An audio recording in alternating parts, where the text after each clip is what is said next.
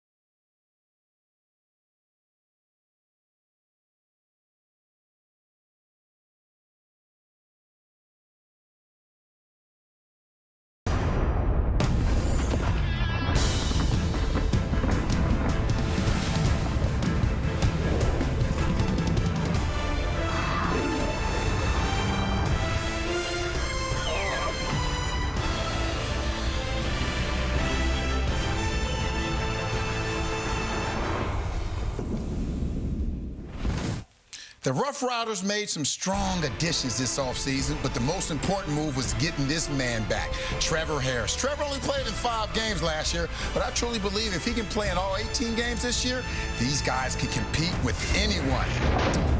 The Elks went out and got McLeod Bethel Thompson. Last year, they were 8th in the CFL in deep shot attempts. Expect that number to change drastically. Gino Lewis, Dylan Mitchell, his former teammate with the Argos, Curly Gittens Jr., they'll get the ball downfield.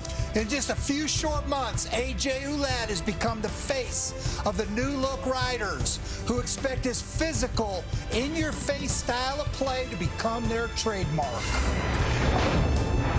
The Elks have a talented running back of their own. Kevin Brown used a post-Labor Day push last year to finish 2nd in the league in rushing with over 1,100 yards, and he's hoping to take the pressure off his new quarterback this afternoon. Hello and welcome inside the CFL on TSN Studios. It is the weekend. We finally made it. It's a big game.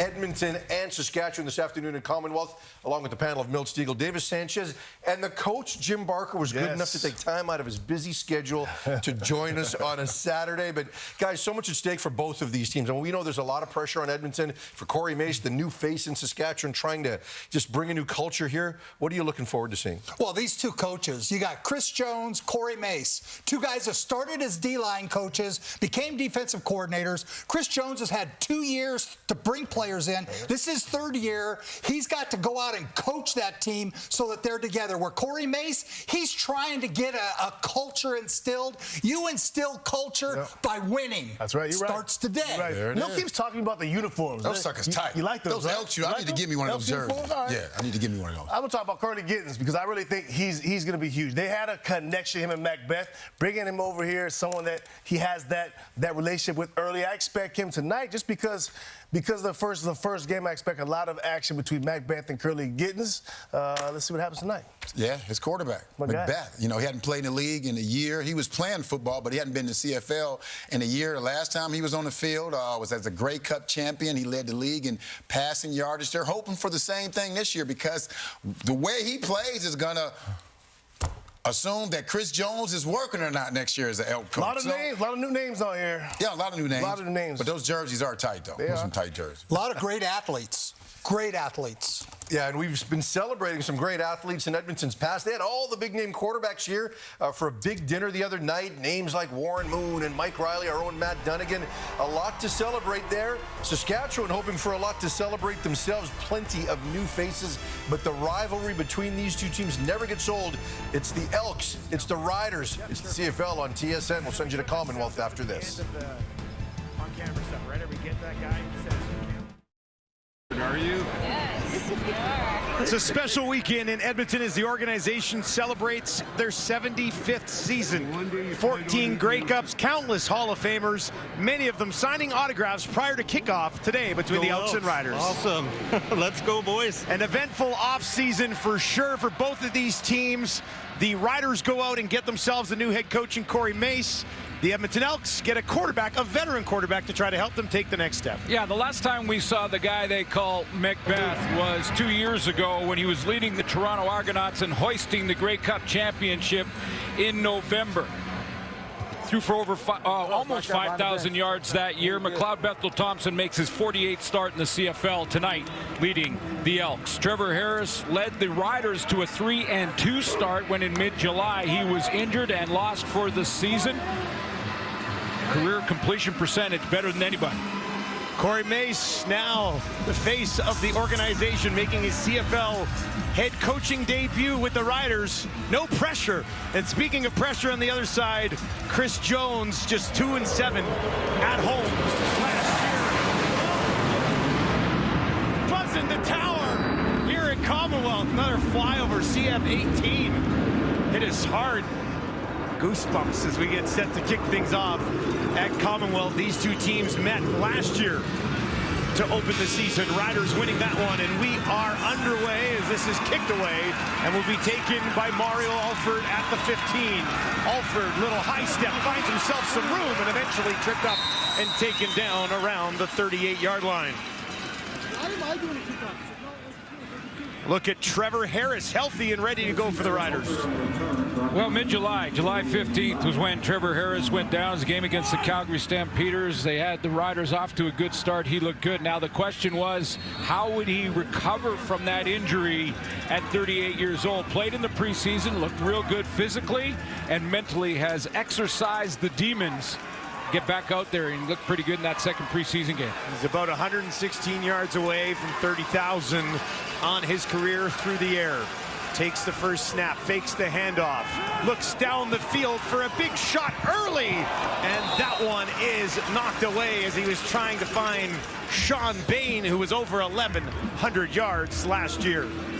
Let's take a look at this Riders offense. Big offseason acquisition when they brought Jamarcus Hardrick over from the Winnipeg Blue Bombers in free agency. CFL All-Star and has 2 Grey Cup rings with the Bombers in 19 and 21. And also in free agency, Corey Mace was able to sign a guy he knows well in A.J. Ouellette, starting tailback in Toronto last year, now here with the Riders. New offensive coordinator running the show as well. Mark Mueller brought in to work with Corey Mace, a completion over the middle, and that'll be shy of a first down. First catch of the season for Samuel Emelis. We talk a lot about Mace, but the impact of Mueller as well could be big for this organization. Well, spent a whole bunch of time in a lot of different roles with the Calgary Stampeders, learning from Dave Dickinson and John Huffnagel. Of course, we know the connection with Ron Lancaster and Lancaster family, but yeah, that would interesting to see how he leads this Rider offense when he's the guy calling the shots. Okay, we're going straight in. Borzak sets the kick it away, lets it fly from about the 36, and that'll be taken on the far side by Flowers. Broke a couple of tackles and is taken down after a 47-yard kick.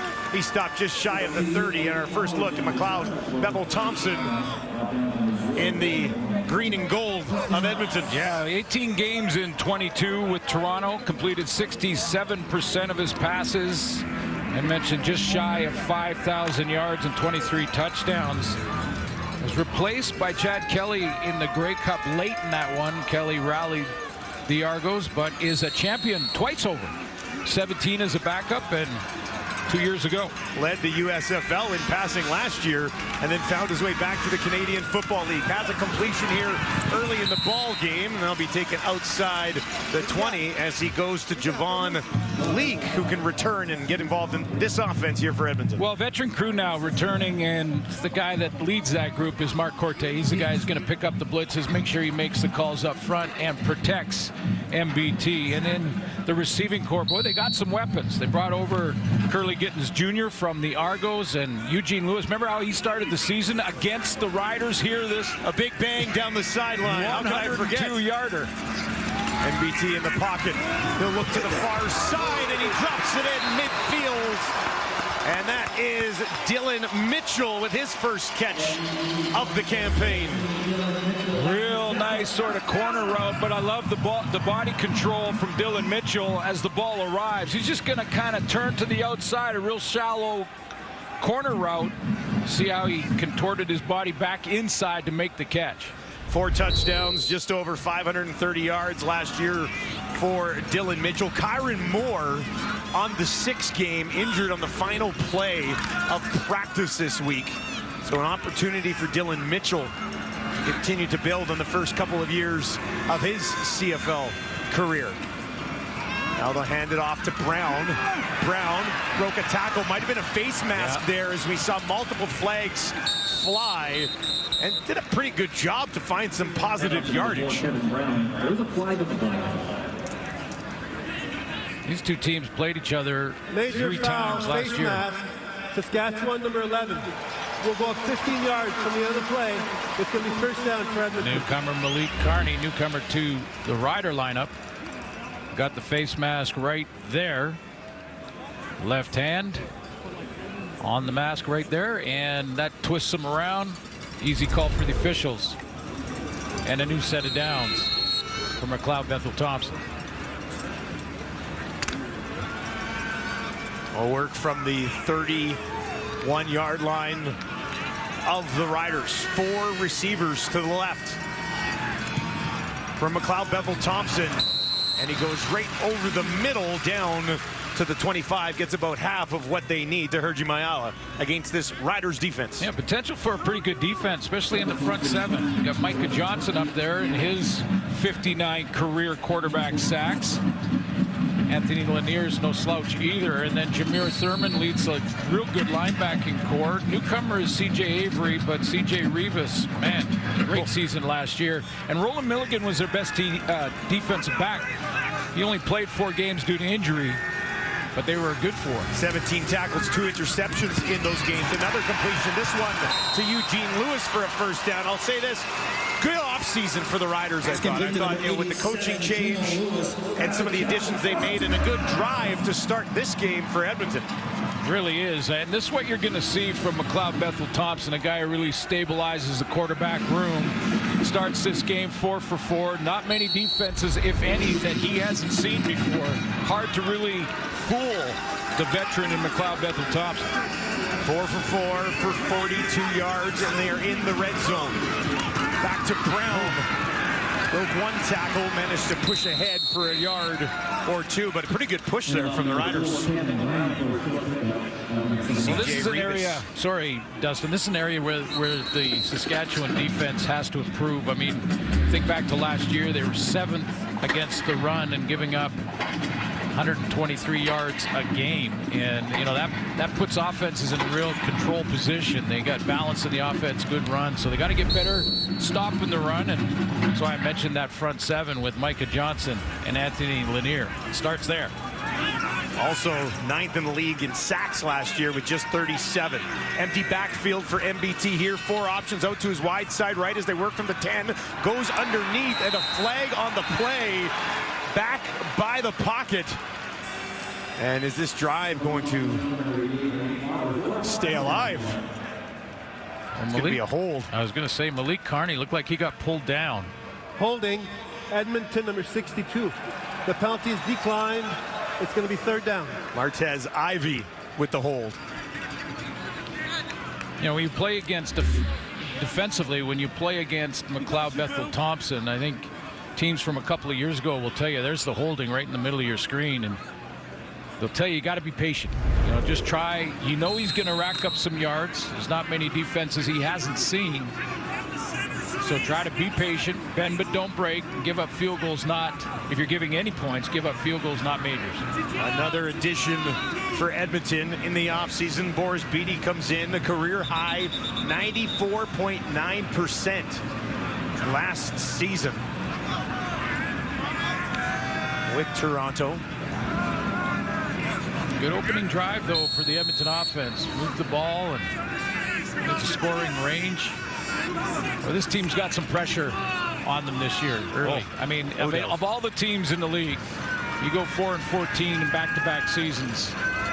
You got to start fast. BD. And the Hall of Famers in the house. No pressure. All the eyes are on you. Good start for MBT and a big start for this man. And we'll have more on Corey Mace when we return to TSN.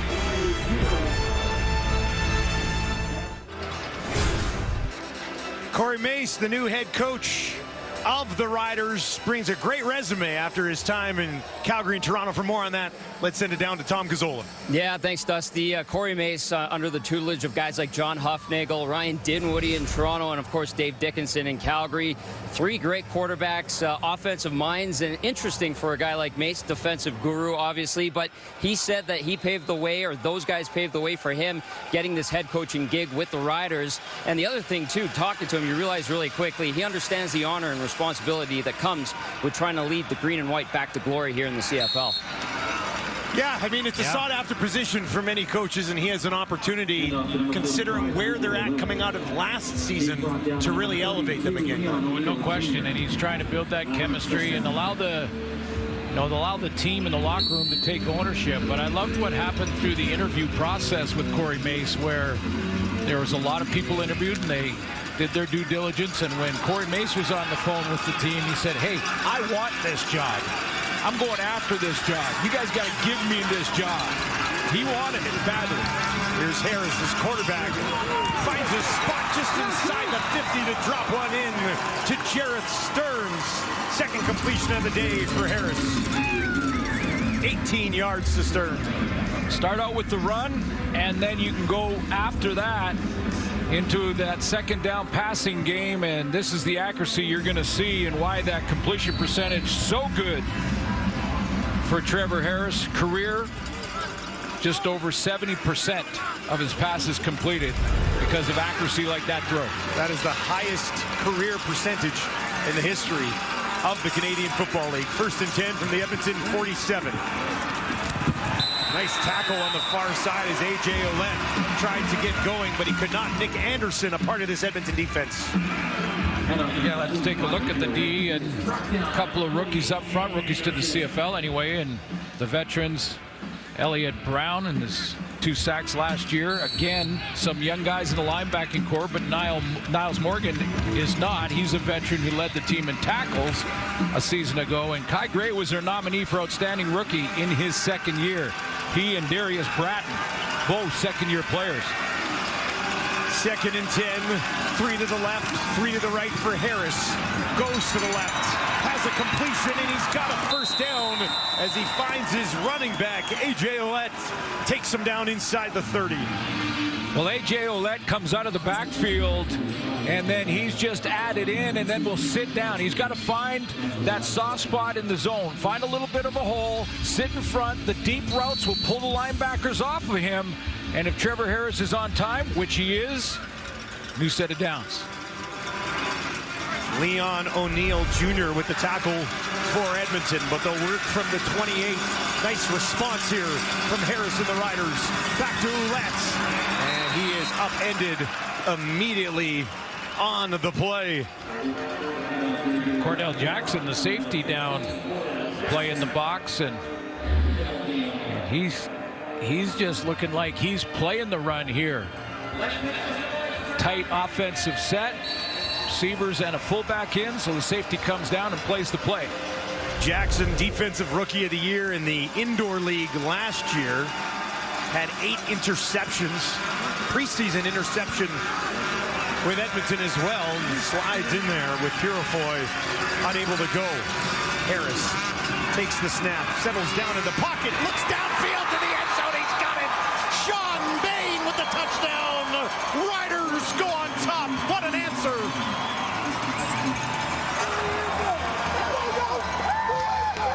Well, we talked about where the Riders needed to be better on defense, and on offense they had to be better up here, and that's exactly what you see in this play with Trevor Harris. A real strong pocket to stand in there and deliver a strike. He had the time to look off the coverage and go back over the middle to Sean Bain, and the Riders' first major of the 24 campaign. He had 4 touchdowns last season, did Bain, to go along with 1,104 yards, one of the breakout stars in the Canadian Football League last year. His teammate, Emelis, another one of those guys. Brett Lawther out to tack on one more. And that is exactly what he does. The Riders, after falling behind 3-0, waste no time. 6 plays, 70 yards in just over 3 minutes into the hands of that man, Sean Bain, for the strike.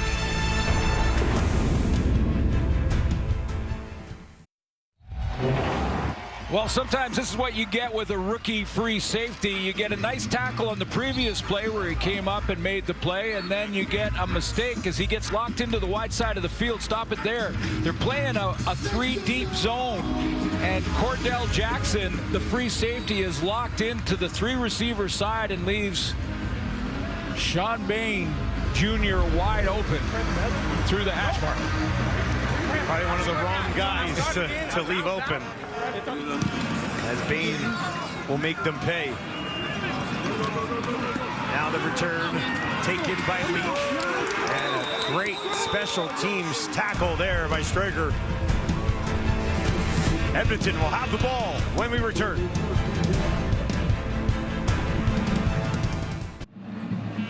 Welcome back to Edmonton, where we did mention earlier they are celebrating the 75th anniversary season, and that means they brought back everybody. It was been phenomenal luncheon yesterday, lots of autographs, lots of pictures, lots of good conversation. Had a great banquet on Thursday night that I had the honor of hosting as well. And then when you have 75 years and a lot of success, Glenn, there's a lot of people to talk to and reminisce with.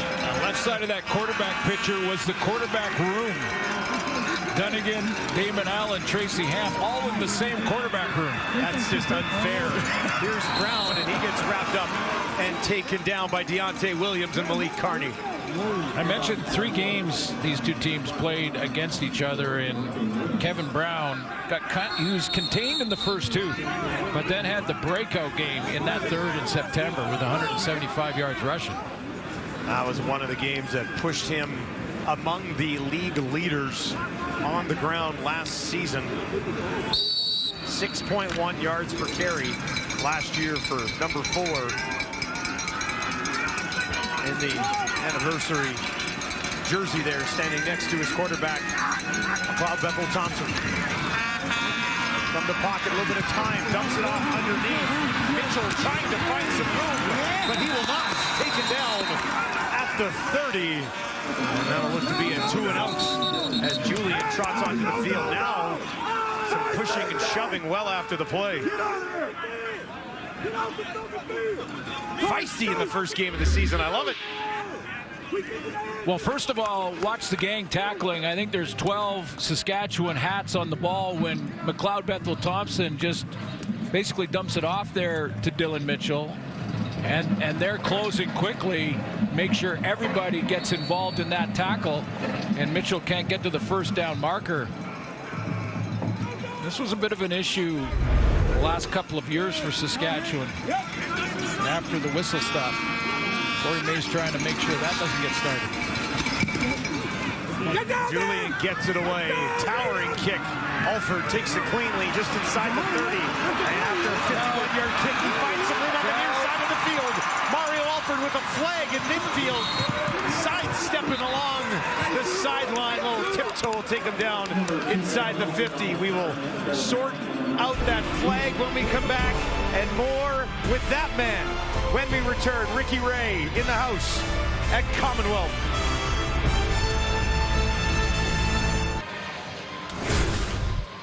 A lot of quarterbacks back in the building. One of them is Ricky Ray. 9 excellent seasons with Edmonton, and he is standing by with our Tom Gazzola.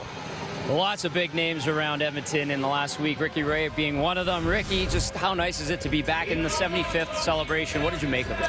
Yeah, it's been great. They brought a lot of the guys in to celebrate the 75 years, so catching up with guys that you played against and played with has been a lot of fun.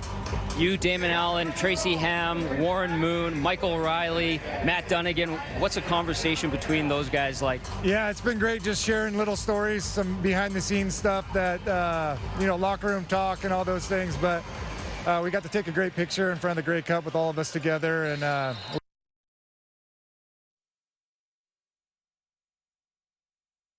Humble brag. One other nice touch that the Elks had this week was honoring Dwayne Mandrusiak. What does that mean to the organization, and how do you remember Dwayne? Yeah, that was awesome. Getting to see Dwayne and his kids, up there, and 49 years with this team. So he gave a great speech, shared some great memories of when he first got started, and some of the players and coaches that he got to be around throughout his career. And it was just an awesome moment. Ricky, really appreciate the time. Enjoy the rest of the game. Thank you. Great conversation there with Tom and Ricky. Just to bring you quickly back up to speed, there was a holding penalty against the Riders on the Alford return, so it banked him up. 2-yard carry for A.J. Ouellette on that first down that you saw. Leaves them 2nd and 8 here from the 21. Harris looks to his right, throws there immediately, and a nice tackle on the near sideline. And a bounce back for Cordell Jackson as he wraps up Jarrett Stearns. 60,000 plus for Ricky Ray, franchise leader on 2 teams. How ridiculous is that? Yeah. That might be the most impressive of all of Ricky's stats. Through the corner route better than anybody that I've seen.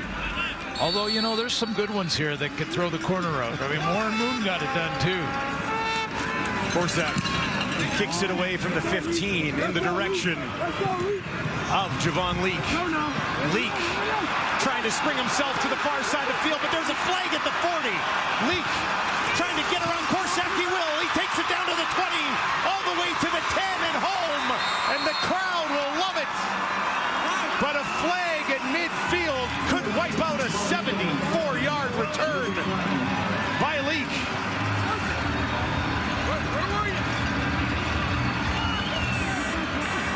That's why they brought him.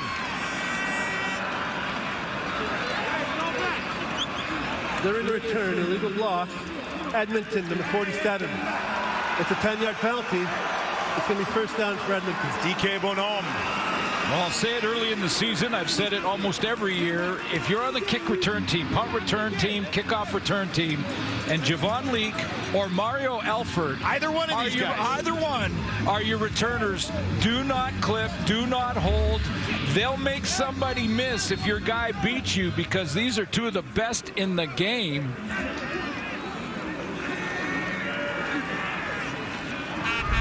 There's the penalty. Wipes a major off the board. They'll throw it over to Brown, and he takes it up the far side of the field, puts them in a 2nd and manageable situation. I did say to you before the game, I said, I think we might have 2 best returners in the CFL on the field in front of us, and they both had big returns. They've both been called back due to penalties. Edmonton last year led the league in special teams penalties. They had 49 of them. 2nd and 4.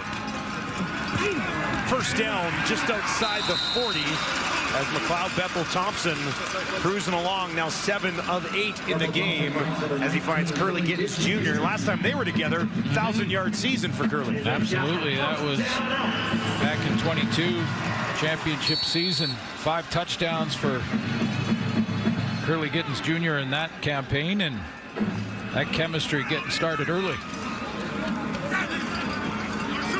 6 different players already with a catch in this ball game for Edmonton. Now they'll hand it back off right up the middle. And positive yardage of about 3 yards on first down. And out to number 4, Kevin Brown. He drives for a couple. See if they mix in one more play here at the end of the first quarter. Bethel Thompson, 7 of 8, 65 yards. Settle in. I think we've got a good one here on a Saturday at Commonwealth. It is the Riders on the strength of a touchdown from Sean Bain Jr. leading on the road in their season opener, 7-3.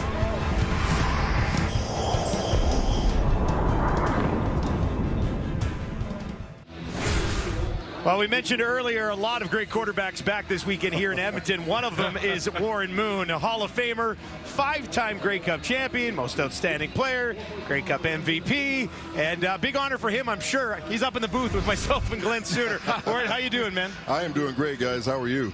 Really good. Another Great season to starting. see You guys got to be excited about the season starting, huh? Oh, I love working with this guy every weekend. And I'm looking forward to a lot of great football, of course, again in the league. Yeah. I want to know who pays the most bills when you guys go on the road and eat dinner. I'm still paying for dinner, and he's the young guy. How's that working? You need to get on the seniority kick with this guy.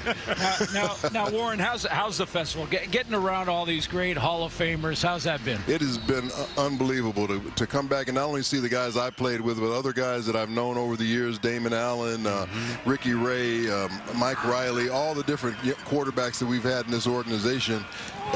It's just amazing. We were counting the other day. It was like 21 Grey Cups between all the quarterbacks that were there. And then we added Wilkie because he wasn't at this one function that we were at. 28 Grey Cups when you include his numbers. So a lot of winning by all the guys that have been in this organization. Let's take you back, and I wanted to ask you about Hugh Campbell, the architect of back then, the Eskimo way. Which, by the way, as a former Saskatchewan Roughrider, used to really make me mad to keep hearing about the Eskimo way all the time. Yeah, it was a way, too. And it was a standard that we all had to live up to. And we understood that winning was all that was acceptable around here. So everybody kind of raised their level to that. And I think the whole organization was that way. It wasn't just the players. It was the coaching staff. We had a great coaching staff with, Cal Murphy and Don Matthews. And, I mean, I can go on and on with all the great coaches that we had. And then even our equipment staff, we had a guy named Dwayne Mandrusiak who was with us for 49 years. They're going to put him up on the wall of honor because he kept our uniforms and everything the way we needed to play. So everything had a purpose for when we went on the field to win. I guess once you establish that, it's probably something maybe not extremely difficult to keep going, but to get something like that established, to get that winning culture established, that's got to not be an easy thing to do. How about five in a row? Yeah. Like I said, I was telling you guys earlier that when you get all the quarterbacks together, something like 28 Grey Cups. Yeah. That's 28 wins of guys who have been quarterback of these football teams over the last 40 years. It's pretty impressive as Harris hands it off, and A.J. Ouellette just takes it right up the middle. Let's take a look at that 5-year dynasty we were talking about. So Warren, I mean, it kind of just asking a guy about your favorite Grey Cup is kind of like asking someone about their favorite kid. Yeah. So you're right. You don't answer that question. Yeah. Right? So I'm not going to go really there. But was there one moment or memory in that? Maybe the first one. No, there really was one, and I was asked that question the other night. It was when we beat Ottawa in Montreal. I think it was 1981 or 2 or something like that. But we were down 20-1 at halftime, and we really had to dig down deep as a team to come back and beat them that day, and we did. We came back with a late Cutler field goal to win the game, I think, in the last couple of minutes, and that was one that we were big favorites in, and we should have won that game a lot more handily, but we didn't. But we found a way to win somehow, and that's something we were able to do throughout that whole run. It didn't matter who we played against, how far we got behind. Our team knew how to win games and how to close. Did a message even have to be sent during that game, or did you guys just know, right? We just knew. And we had great leadership on that team. Coach Campbell was a guy of few words. He didn't have to say a whole lot either, but we knew what we had to get done in that second half. Where were you at on the vocal leadership scale? I'm more of a guy that takes guys one-on-one. I don't talk to the team as a whole. If I see a guy needs to be talked to, I'll talk to him. I was really good at measuring guys' personalities and who you could talk to in a soft tone, who you had to really get in his face and give him something. So that's something what a quarterback has to be able to do for his football team. Warren, Pro Football Hall of Fame in Canton. Canadian Football Hall of Fame. Still the only player that's ever been in both. Congratulations. Thanks for being here. Really appreciate it. Thanks for having me on, guys. Thanks, Papa. Bye. Have a great season, okay? Thank you. All right. Warren Moon in the booth here at Commonwealth. Big Time Football continues to roll on TSN Week 1. Continuing tomorrow, BC Lions face off against the Argos. A fresh face for Toronto, a veteran there in Vernon Adams. Tune in at 7 Eastern, 4 Pacific, only on TSN. Great conversation with Mr. Moon. That was a lot of fun. Wow, man, we could have just gone on for a while. I mean, so many things to talk about, but that 5 in a row, and that team, and Warren Moon going and having such a great career in the National Football League too, which such great respect for the talent in both leagues. But it has been a great couple of days here. It really has. By the way, great logo too. We were talking about the 75th anniversary logo, but look at the different eras and the success that they've had. Obviously nothing since Mike Riley led 2015 Grey Cup victory, but he's here, by the way. He's here as well. Handoff to Leak, got them 6, so 2nd and 4. Bobbled, picked back up, he's in trouble though, and taken down. DeMarcus Fields in his first CFL game, the beneficiary of the bobble from MBT. Well, by alignment, defensively, Saskatchewan is trying to take up all the gaps and all the blocking assignments, so there should be a free guy, but it just looked like McLeod Bethel-Thompson lost the handle. He went to turn around on a straight run play. Lost the handle, scooped it up. I'm not here to lay out excuses, but it has been raining quite a bit at Commonwealth so far. It looks like it's let up right now, actually, but watch for things like that maybe with the weather continuing throughout the game. This is going to bounce at the 19. Alford has to hustle back, and it will roll all the way into the end zone, and he quickly takes a knee with just over 11 minutes remaining. Harris and his Riders lead 7-4 at Commonwealth in their season opener.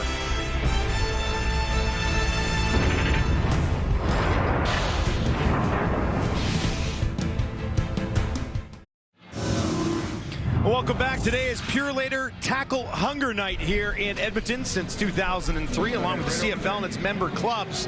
Canadians like you have helped Tackle Hunger program donate over 20 million pounds of food to local food banks. The need is greater now than ever. Tackle Hunger, baby! Go to purelatertacklehunger.ca to donate. Here's a look at the remaining dates when Pure Later Tackle Hunger will be coming to a city near you, and Cape Burness hopping on board, obviously, with TSN to partner with Pure Later and continue a legacy program for sure. Hand off to Ouellette.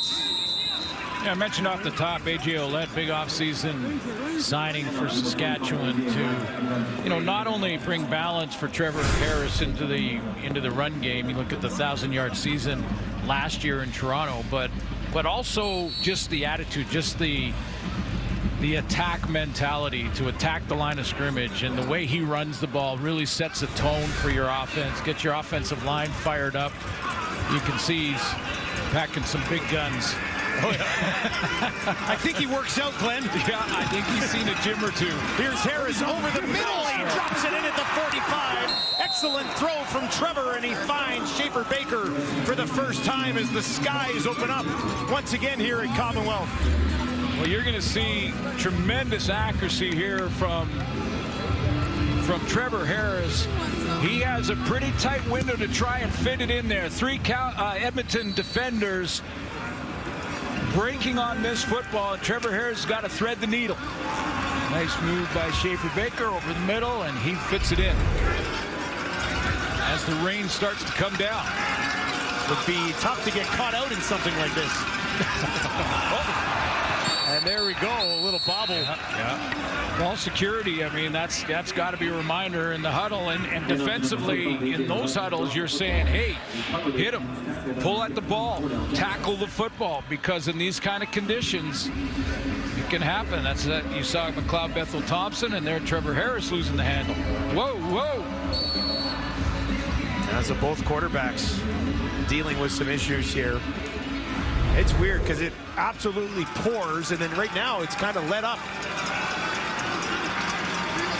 Expected to continue, I think, through most of this ball game. 2nd and 12, 2-yard loss. They work from the Edmonton 43. Harris escapes the pocket on the run to the right, throws it down the field, hustling back, trying to get there was Jared Stearns, but he could not. There is a flag though at the 40 in the area where Harris escaped the pocket. In the holding area at the line of scrimmage.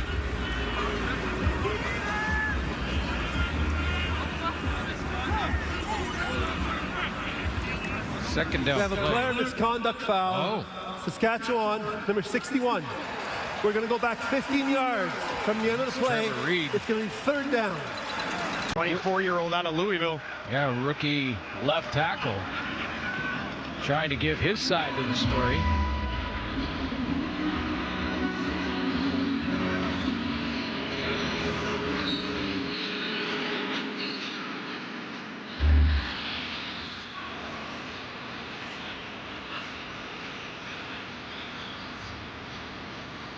Right in that group, you're going to see that late hit. Well after the play was over. Easy call for the officials. Korsak kicks it away. That'll bounce. And end up being picked up at about the 23. 36-yard kick. McLeod Bethel-Thompson looking to get the offense on track.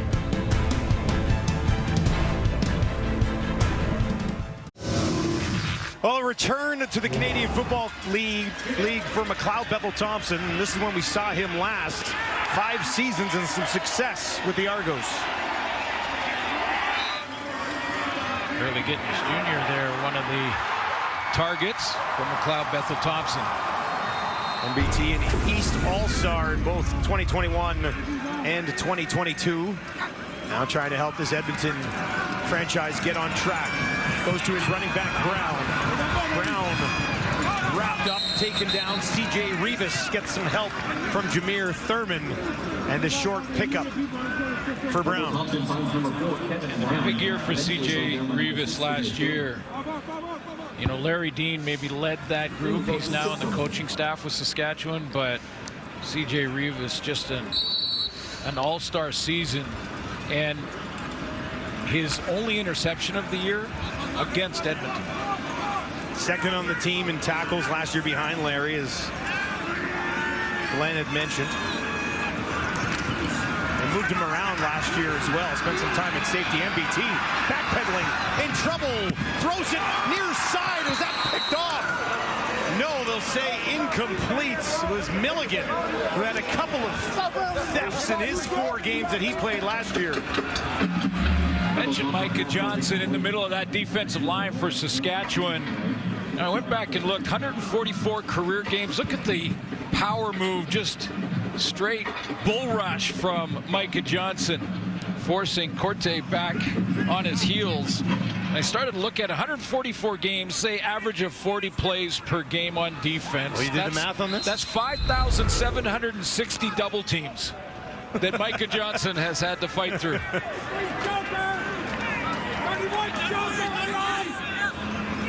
Julian stands and awaits the snap. Mario Alford lurking, pacing back inside his own 30. Short kick here. And that one will bounce at the 40. Alford just decides to avoid some damage and step out of bounds. We chatted with Ricky Ray earlier. Here's what Trevor Harris had to say about Ricky Ray. Ricky's not a vocal guy. You know, you're never going to just get these pearls of wisdom from Ricky. I remember before my first ever start, Scott said, make sure you ask Ricky, he'll give you some pearls of wisdom before the game. It's okay. And so I sat next to Rick. I said, hey, you got any advice for me before the game? I know you played a long time, and you know you're one of the best to ever do it. And he goes, I played for Toronto at the time. We were wearing blue jerseys. He said, throw it to the guys in the blue. I was like, that's it? Hey, whatever works. That is so Ricky Ray. Just throw it to the guys with the blue shirts. That's hilarious. Harris connects with a guy wearing white on the far side. That's Jareth Stearns, and he's been involved in this offense early. Of course, they were teammates at the beginning of the journey for Trevor Harris in Toronto. It's a nice throw there from Harris. We've seen some real accurate throws, and that's what Trevor Harris is. I mean, he's going to throw from the pocket most of the time, but has the footwork to be able to negotiate the pocket if needed to create a throwing lane. But great accuracy and recognition. Both these quarterbacks very similar in that regard. From the rider 54, Harris with 3 out to his left. Looks to his right, gets it away to his right. That's up in the air, picked off, but a flag. Niles And he'll run it back onto the Riders' side of the field. But a flag instantly, and that looks like it's got pass interference written all over it. Sean Bain right now is indicating he's trying to impersonate the referee and indicating that it's pass interference. Defensive pass interference. Edmonton, number 5. It's going to be first down for Saskatchewan at the spot of the foul.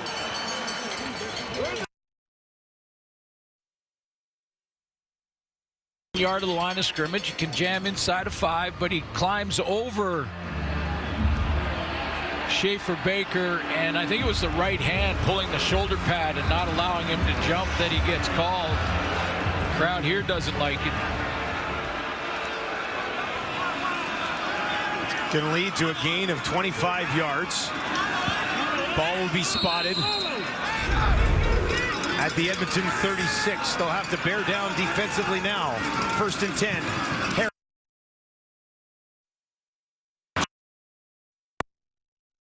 And eventually is tackled around the 30 for a pickup of close to 6 and a flag right at the end of the play. Well, this has been building. You know, you've seen pushing and shoving after the whistle from both teams over the last 5 or 6 minutes this second quarter.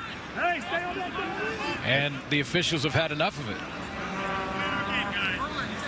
They met in the first game of the season last year. Riders won it. Some dramatics in the 4th quarter of that one. Riders would start 3-1 or 3-2 when Harris got hurt. Yeah. And Edmonton lost 9 in a row. That's how they started the season. Saskatchewan ended the season by dropping 7 in a row. So interesting campaigns, albeit in different fashions.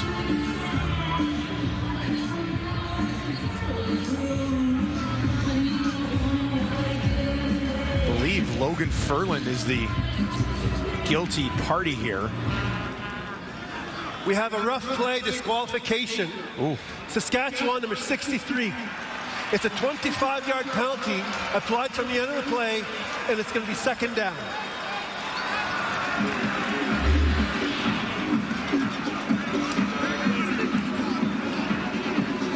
You'll see the right hook coming. Leon O'Neill, rookie linebacker, does exactly what he should do, shows great discipline not to retaliate on that play, on that punch. And Logan Ferland's headed to the showers. A veteran guy will regret that decision. Sevier will come into the game.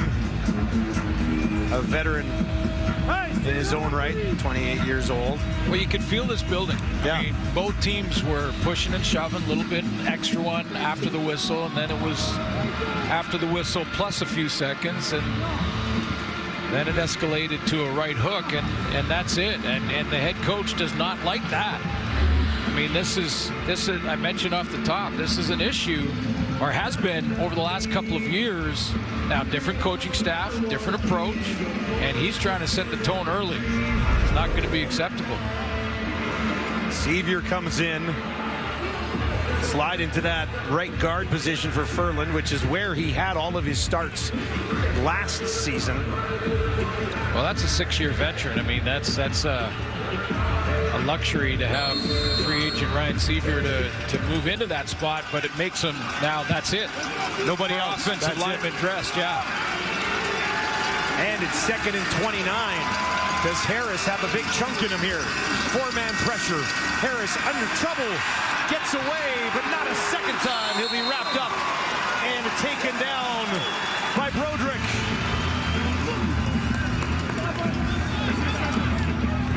Second overall pick in 2023 gets home. Yeah, I think when you're the Riders in that situation and you've taken that penalty and you're back in 2nd and an acre or two, when you're digging a hole, sometimes the best thing you can do is just stop digging. First sack of the career of Broderick. Good special special teams tackle just outside the 22. Nowhere for Malik Flowers to go on that play as Erdman Reed gets downfield in a hurry.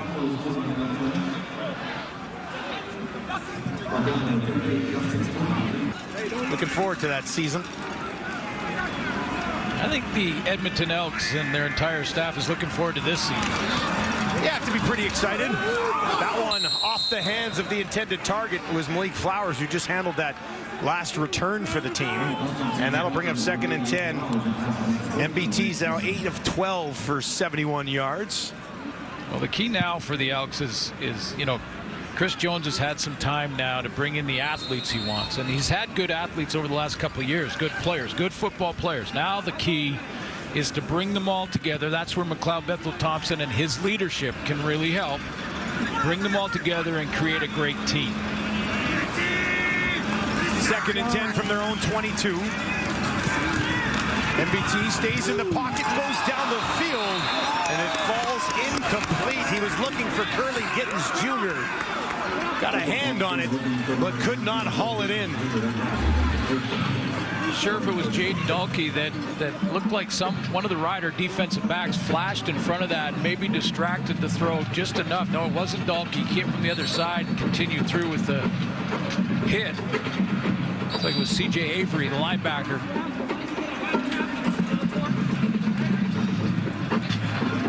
Big hit by Dahlke, who I believe has over 100 friends and family in attendance at the game this afternoon. University of Alberta, sure. Local products.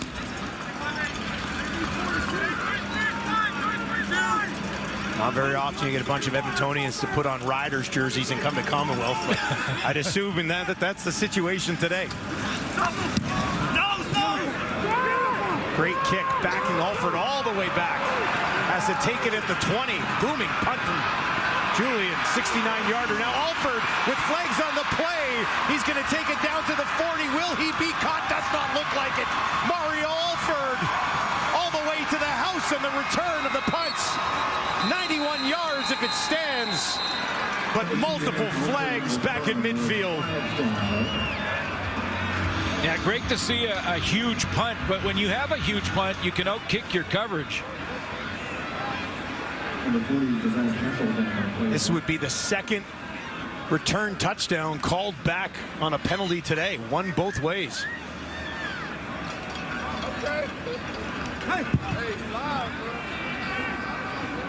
Gotta play clean. Alford is not happy.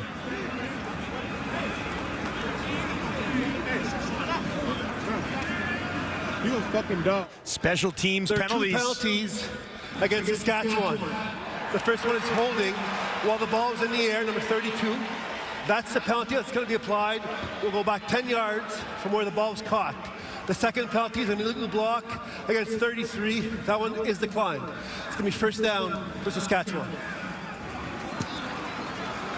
These are big-time points, both ways being taken off the board in this ball game. Well, there's one of them. That's the one that won't be applied, but that's clearly a block right at the point of attack with 2 hands in the middle of the back, and then a holding down the field. And again, you know, a big deep kick like that, it's tough for the cover team to catch up to the football, and that gives Mario Alford tons of room to get started. You get that guy started and look out.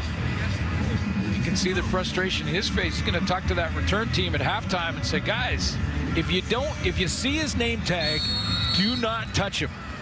That's the rule. Well, after the penalty, this ball is placed on the Saskatchewan 10. Just over 3 minutes remaining here in the first half. Riders on top, 7-4. Harris hit hard, taken down. Robert Condici in his first game with the Elks. Well, and this will be Corey Mace just reminding Logan Furlan of what happens when you get a penalty that throws you out of the football game. Ryan Sevier has to come in. He's cold off the bench. He's going up against Kim Dici. And you saw what happened. Kim Ndici, big addition to that defensive line in the offseason for Chris Jones, paying early dividends. Wow. Lots of penalties. I've had to separate all of these guys here in the panel. They just can't believe it. They're all at each other, trying to figure out if it was a good call or a bad call. What do you think, guys? We'll talk about it at half. Yeah. We'll talk about it at half. We even brought Jermaine Franklin here, a special guest host, Lapo. A lot to talk about. We needed extra people.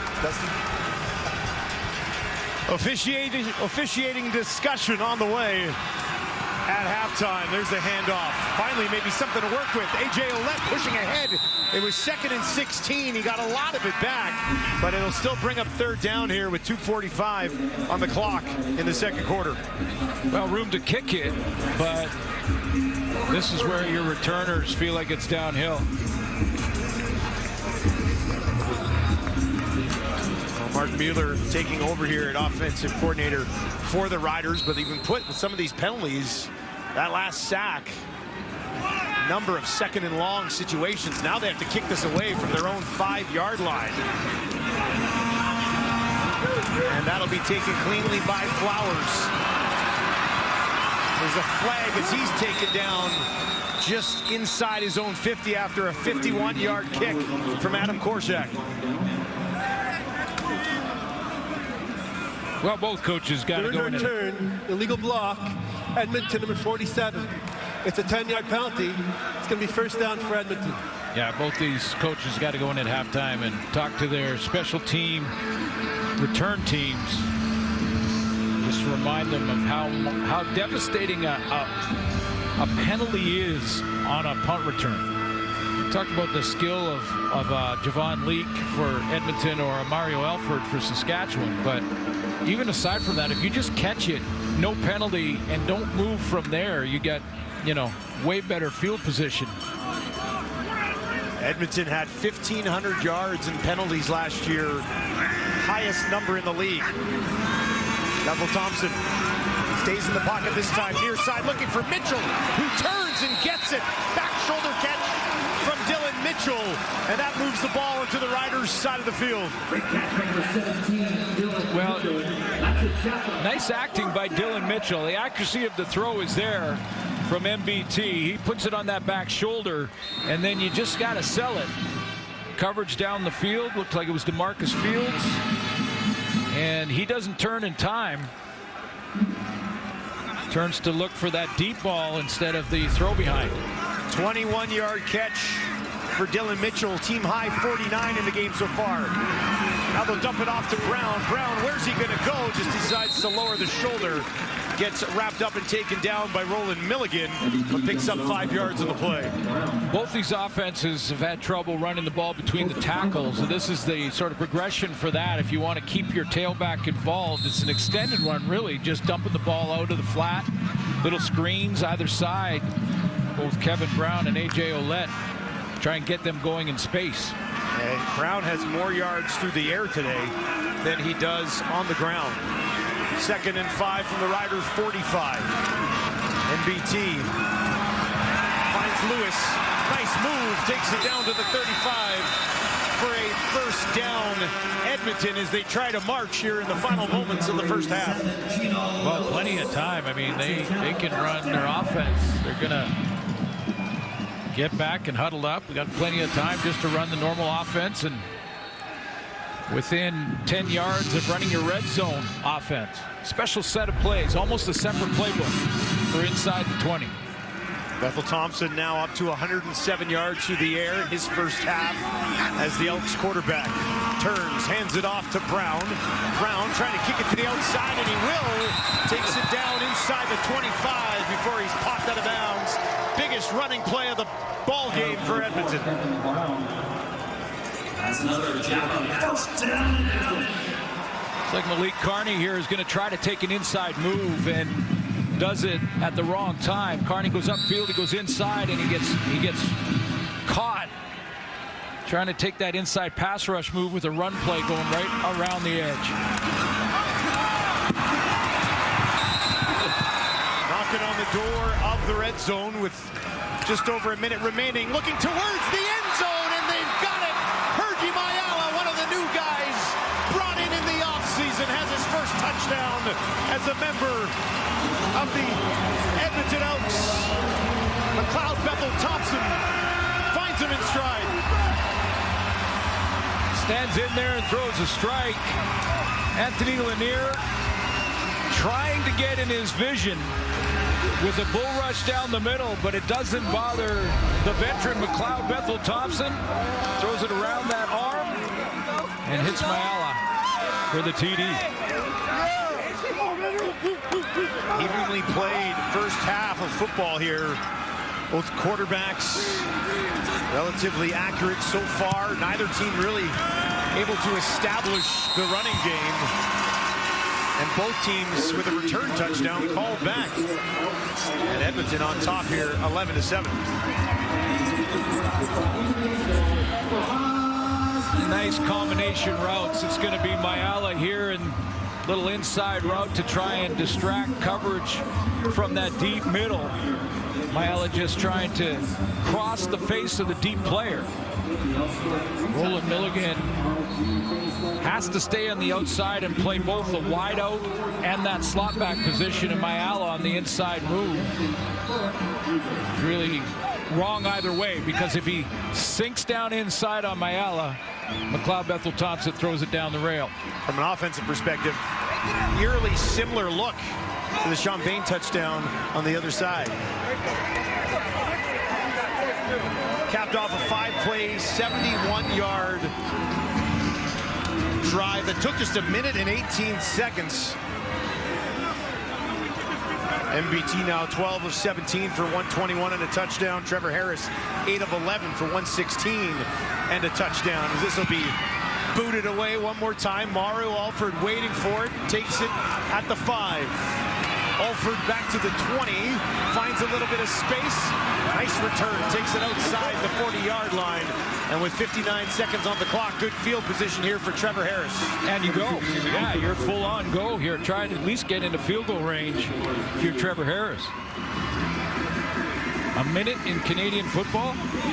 Come on, that's a lifetime. Both teams could still score. Exactly. Lothar's career high, 57 is career long.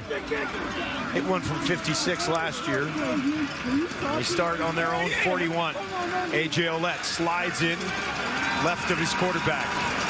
Harris looks to his left, throws that way immediately. Schaefer Baker, get off of me, he says as he pushes ahead and gets out of bounds. He and Schaefer Baker, a wise decision for the Riders. Yeah, he's thinking about the time clock, and while he wants to come back and pick up an extra 4 or 5, heads up play just to fight that tackle off and then get yourself right out of bounds. Left Darius Bratton laying behind him as he pushed ahead. Finished off an 8-yard play up to the Rider 49. 3 options to the wide side right here for Harris. Looks to his left. Now over the middle. And he's got Jared Stearns again. First down, Saskatchewan. Boy, that's the danger area. That's where the linebackers hang out. Stearns gets to protect himself from those hits from the linebackers because of where Trevor Harris threw that football. Kept it low into the belly. Stearns wasn't afraid to go into those areas last year. Not at all. 4 options to the left. This time it's batted down. Niles Morgan, who had an interception taken away to a penalty earlier, wants another crack at that one.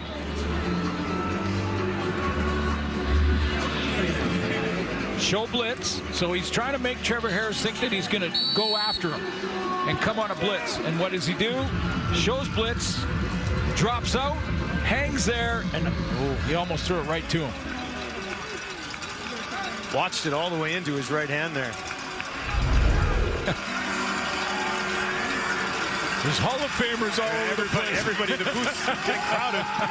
Harris near side. Back to Stearns again, and he runs underneath this one for a first down, and the Riders creeping inside field goal range for Brett Lowther. Inbounds, coach. He's inbound. And basically strong side linebacker Leon O'Neill in one-on-one trying to get up there and press coverage. Harris moving quickly again, just three-man pressure. Gets it to Emelis. Emelis quickly grabs it, goes down just inside the 35. Saskatchewan call a timeout. Yeah, now you got to call your timeout. Tackle inside, didn't get out of bounds. That's okay if you still have a timeout, and Corey Mace does. So call the timeout. Time for maybe 2-3 plays if you're real efficient. But I would say the Riders are now, what, maybe 10 yards away from field goal range. Farhan and the boys ready to roll, coming up at the half. From here, we're looking at 41 yarder, right? So certainly something that they can attempt. Like you said, if you work quickly, time for 3, maybe take a shot. At least 2. 2nd and 4 for Harris here. Got to get the first down. And that one intercepted along the near sideline. No, they will wave it off. Darius Bratton slid over, and now a discussion from the officials. Edmonton obviously saying he had it. Well, it looked like to me Keon Schaefer-Baker on his break here to get to the out stumbles or doesn't quite make this a smooth cut. You see, he has to put the left hand down, and now he's not where he needs to be. Trevor Harris throwing it to a spot. Now, is it a catch or not? That official had a pretty good look at it. Whether you're receiver or DB, you can't use the turf to assist you on the catch. So you have to have your hands or arms underneath it. The ruling on the field is an interception by Edmonton. First down, Edmonton. Because it's a turnover, the play's under automatic review by the command center. All right, so the turnover will lead to the automatic review from the command center.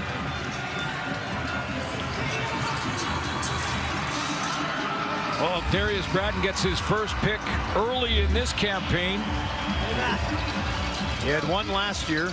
It was later in the season, but this is an athletic play to go over there and catch and get. He must have that right hand. You see the official right there. I mean, he's on the spot, so he's got the best view in the house to make the determination as to whether or not that was a catch. Command center automatically looks at it because it's a turnover, potential turnover.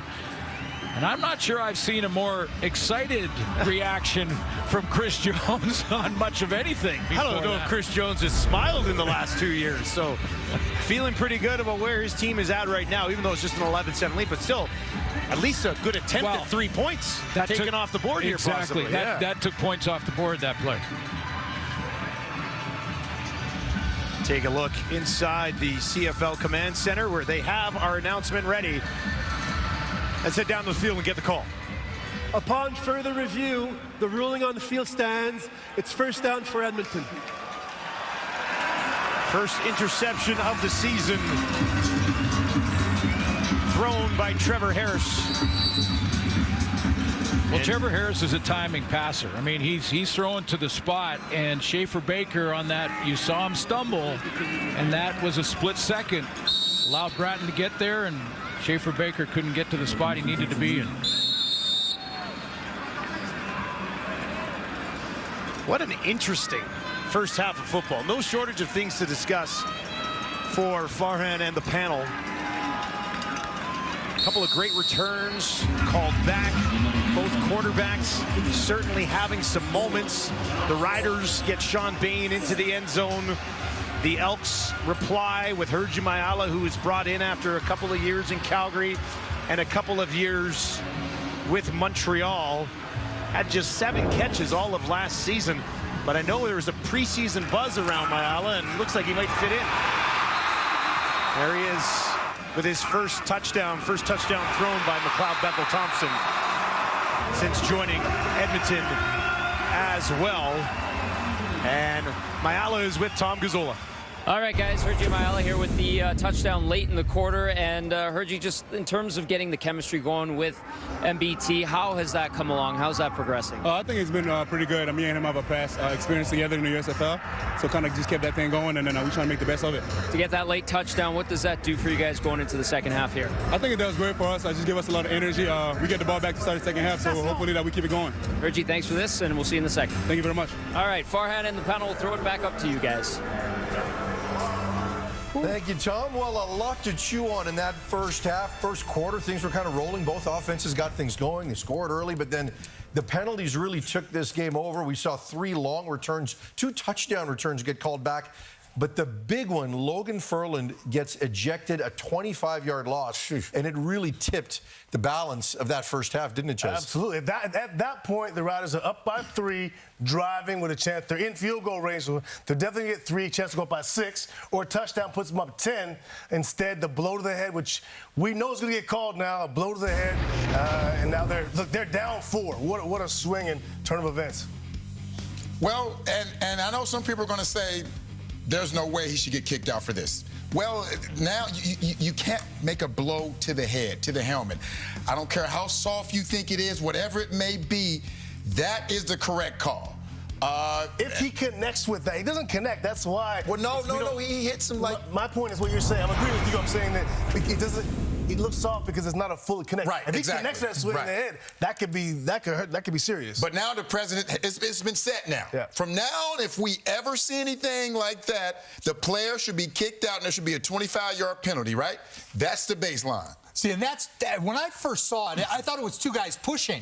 Right. But when they slow it down like that, and you guys pointed out how well the guy actually did land a punch on his face. And that is enough to get the 25 and the ejection, and it just hurts so bad. Yep. When you start 6 offensive linemen and you lose one of them, the rest of the game, every snap, if a guy gets hurt, they've got a major issue. 2 sacks right after that. 2 sacks in the last 10 minutes after that. It changes Immediately their game after, plan. it completely changed. We saw Ndamdiche just bull rush Ryan Sevior, who was the replacement for Ferland, deep in Saskatchewan's end and sacked Trevor Harris at that point. So that's a matchup to keep an eye on for the rest of this game. But we shouldn't be surprised because on the surface, and I want to bring in Coach Paul LaPolice here. On the surface, it looks like something we've seen before that hasn't resulted in an ejection.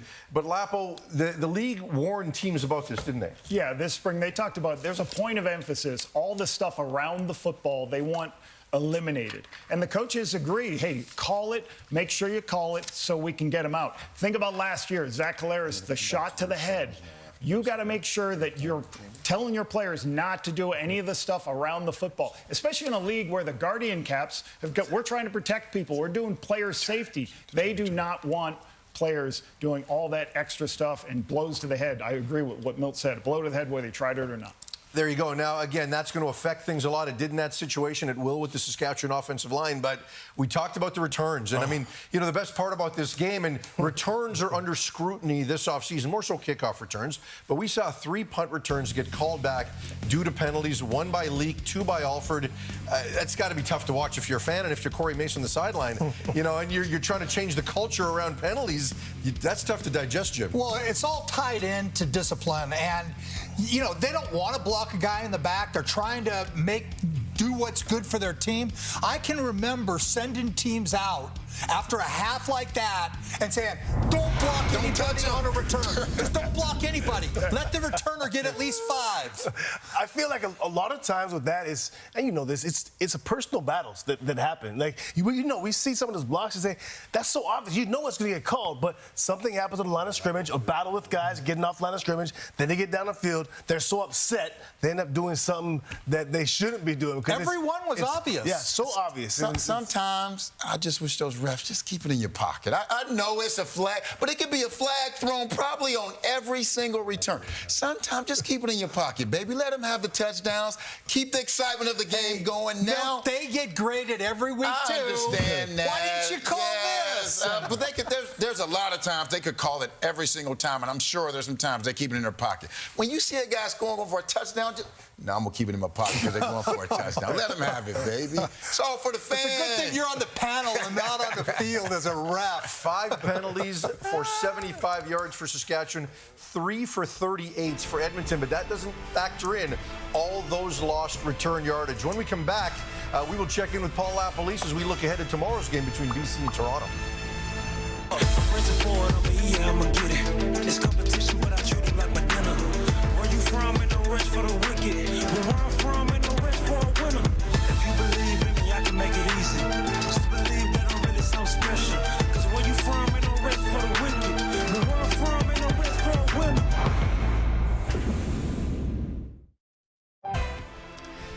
Week 1 of the CFL season wraps up with Sunday night football tomorrow night at 7 Eastern. It is the Lions' Milt's pick to win the Grey Cup against Cameron Dukes and the Argos. And with that, we'd like to welcome back Paul LaPolice to talk a bit about the newest Argos quarterback. And, you know, a young guy that got his feet wet a little bit last year, but when you lose Chad Kelly, Cameron Dukes gets the ball for 9 games. What does he need to do to have success? Yeah, and first of all, getting first place for the Argos last year was tremendous. Gave him an opportunity, Cameron Dukes, an opportunity to play. One thing he does very well, his mobility is outstanding. He can create with his legs, and an offensive coordinator loves guys who can create with his legs. But I like some of the things he also does in the pass game in the games he played. Here's his using his legs to go on the outside, finds Brissett on the outside for a huge touchdown, created a down-the-ladder read with his feet by going outside. This is the best thing he's done. Looks to the right, not there. Looks to the middle, not there. All the way to the left, to the wide side of the field. Throws this with anticipation, really good recognizing, gets it out to Unger. Excellent job. Great job of the O-line. Here's a blitz play. Ottawa's like, all right, let's bring all the heat on him. He retreats, finds the crossing route to go ahead and hit it. So in zone, he picked him apart. And man, he gets a nice shot. And again, he does a great job of looking downfield, seeing some of the deeper throws that are available to him. And what I think is important for him, the Toronto Argonauts last year led the Canadian Football League in big plays for him. Deveris Daniels, Coxie, those guys, he needs to be able to locate those deep shots downfield. Those are the plays that help them be one of the top offenses in the league. He's got to be able to mix in the run game. I know he's going to create with his legs. Can he hit those deep shots? Well, and he had A.J. Ouellette to lean on last year. This time he's going to try it with Kadeem Carey. But the one good thing is that he's also got arguably the best offensive line. And, Jim, you know this roster as well as anybody. So when you're replacing an MOP, you think on the surface that this is about Cameron Dukes, but it might also be about Toronto's defense. Yeah, there's no doubt the pressure is going to be on the defense and new defensive coordinators, Kevin Iben and Will Fields. Their first time doing it with Corey Mace leaving, but there's a lot of pressure on them. You can't give up big plays. You got to make them earn it. Now they have William Stanback. They're going to try to run it more, but they can't give VA those seams and things that he loves. And you talk about big plays, big play VA. You know, this is his opening game for what I think is going to be his best year today. I'm expecting a lot out of him, but the thing this team can't do, they can't look beyond the Toronto Argonauts because they don't have Chad Kelly because they know their opening game with 50 Cent performing. So, you know, that's going to be exciting, but they have to make sure they're focused on the task at hand because these still are professional athletes. Yes, they don't have their MOP quarterback. Yes, they lost a lot of weapons on defense and they're starting running back, but they still are professional athletes. They can perform well. So these BC Lions, along with VA, better go in there and understand what they're getting themselves into. I think stylistically, we talk about the Argos defense, they have to play differently than they had previously. We know they were that bend, don't break defense, but they also had the big playability from Chad to get down the field whenever they needed to, so they could allow teams to kind of, you know, hold the football and drive the football because they know they can score quickly. I don't think they could do that. I think this defense might be a little more aggressive. One of the things also about, you know, Mace going to Sass, those two defensive coordinators, talking to them all, they all said that one thing about Mace was he would give them the leeway. He was secure in letting those guys have, you know, opinion on the offense, letting those guys call on defense, letting them call plays when they need to. And I think that security that Mace had in them will allow them an easy transition to be the co-coordinators because Mace allowed them to have a lot of input last year. But it is a big difference when you're actually making the call. Absolutely. Giving leeway is one thing, but when it's you making that call on 2nd and 3 and the game's on the line, are you going to bring pressure? Are you going to place? That's a different deal. That was falling on you. Quick right? question for both of you guys. Now, they got co-defensive coordinators. How does that work as far as the play calling, the scheme-wise? Who's calling the plays? And I know we only have so much time left, but how does that work? Well, somebody's going to be in charge of the front. Here's how we stop the run. Somebody's going to be in charge more of the back end. That's usually when you break up those two units. Somebody's in the front end, somebody's back end, but one of those two is going to make. Hey, Lapo, Farham was BC High School Coach of the Year. I thought you were asking Jim, and he went to me. Meanwhile, he took your shine. How about this guy's had plenty of shine? Damon Allen, Warren Moon, Ricky Ray there looking to celebrate a win with their team up by 4. Second half coming up next. I wasn't asking you, Lapo.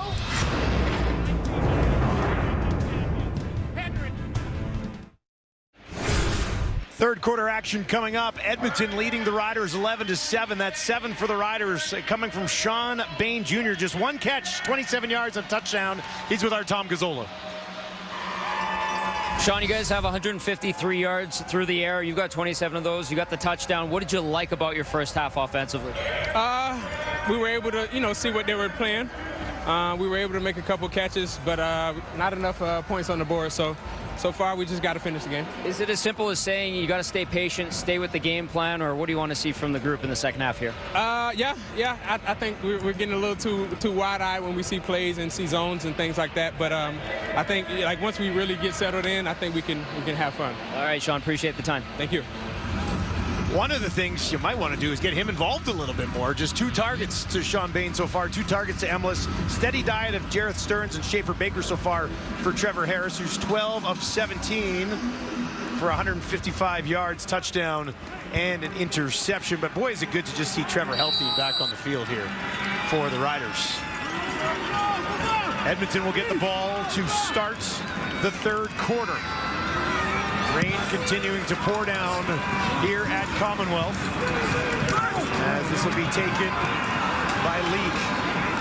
Tried to stay on his feet, he does, and then he takes a mean pop just shy of the 35. And McLeod Bethel-Thompson will go to work here in the third quarter. Well, they won the toss and deferred, and that's the reason you do that, is to get the ball to start with in the second quarter, try to go down, score a major, and start to pull away. I would suggest that we'd see more points on the board in that first half if we didn't see as many penalties, especially in the return game. Returners were trying to cut the field in half for these quarterbacks, and penalties kept pushing them back. Edmonton will start on their own 34, but it looked as though they had an extra body. Edmonton had 13 players in the formation. It's a 5-yard penalty. We'll replay first down. Malik Flowers, who was out there on the return team, was not aware that he had to head to the sideline, couldn't get there in time. Yeah, and people wondering how that might happen is that there's different personnel groups. So sometimes Malik Flowers will be out there with the offense. Sometimes he won't be, depending on the personnel group. First and 15, they'll get it to Leak. And he gets taken down for a loss on the play. Deontay Williams read it well and tackled well, took him down. We've seen Malik Carney, make some decisions that put him in a bind at times in the first half. I think he plays this play very well, and it causes a problem for Javon Leak. He ticks on that block and keeps it wide. And then a little support from the secondary, they're allowed to step up and make the tackle. But without that play by Carney to stretch it out a little bit, that's been a cutback lane. Second and 19. Try to set something up for Brown, and boy, that's tracked down quickly from behind. Kevin Brown had no time to make a play on that one. Just kind of like a kick in the solar plexus when you start the second half of the second on offense and take a penalty before you snap the ball.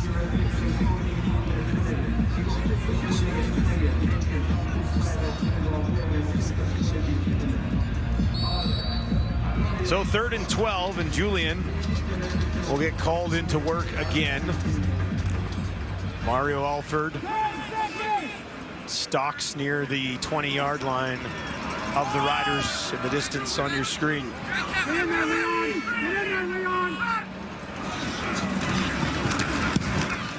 Julian gets it away. Alford slides to his right. And now trying to find some space. Not going to happen. He's taken down heavily just outside the 20 by Leon O'Neill Jr. It's the 102nd start for Trevor Harris in his CFL career, and he just, in that first half, has now gone over 30,000 yards passing.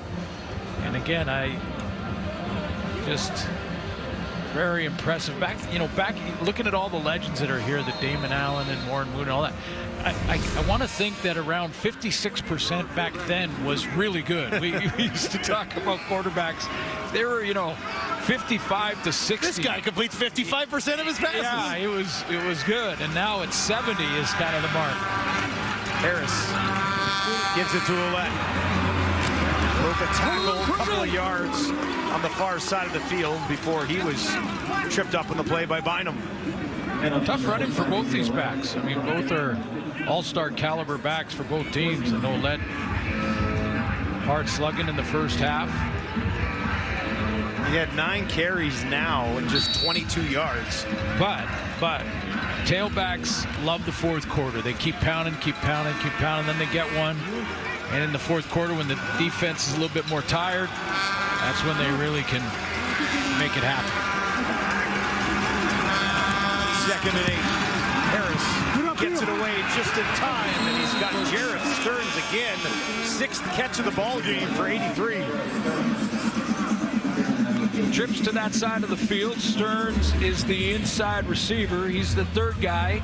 Gets a running start. So if you're a young DB, rookie DB, or linebacker, you're trying to still get used to, even after a preseason of a couple of games, you're still getting used to the waggle and all receivers allowed to be in motion. 1st and 10. Rider 39 is where they'll work. Back to Ouellette again, and he is taken down. Leon O'Neill Jr., who had that special teams tackle on Mario Alford, is there to make the play again. First-year man out of Texas A&M. Well, a guy that at the Senior Bowl, was one of the top defensive backs. So he comes to the CFL, often that's what happens. Your defensive back is strong safety or free safety down south. You come up and play linebacker up here. Loss of 3 on the play. Nice plays. 2nd and 13, 3 to the left, 3 to the right, 4-man pressure. Harris gets it away, and that one is bubbled. Was looking for Bain, went down to get it, and he could not corral it. And that'll bring up 3rd down in a punting situation for Corsac and the Riders. Trevor Harris had to throw this around the coverage. Bain is just going to clear past Kai Gray there, and I think he probably lost sight of the football as it went past Gray. Tried to go down and get it, and couldn't hang on. Zach gets it away. One bounce and go. Picked up by Leak on the near side. And he'll bully his way back after a 46-yard kick. Edmonton with the lead and the ball when we return to Commonwealth. Well, a lot of special alumni and special guests in the building, including the Grey Cup today. Halftime ceremony here with a number of legends. Gizmo among them. Ricky Ray in the house. Michael Riley as well.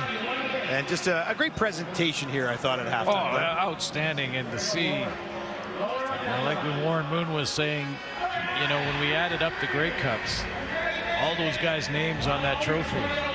But is it just me, or when you look at a shot of Henry Gizmo Williams, you just have to smile? You just have to smile. He's usually smiling back at you. Yeah. I wasn't smiling playing against him. I can't imagine. I can't imagine. Giddens with the catch, but hey, speaking of Giz, let's flash it back. 87, Grey Cup. Can't miss a field goal. Than anybody else in the history of the game. And Dwayne Mandrusiak, who was here on Thursday, equipment manager all those years, over 50 years in Edmonton. I swear he called it gizmo grass. Good handle for it. Well, he would manage. It was natural grass at that time. It was really the only field in the CFL with natural grass, and I swear he would cut it, and he and Gizmo would get together so that only Gizmo was fast. It's the only way. It's the only way that he could have been that fast all the time. He was joking at the banquet, the gala on Thursday, saying that he'll always give Damon Allen a 14-0 lead before he'd even get on the field. Yeah, that was Giz.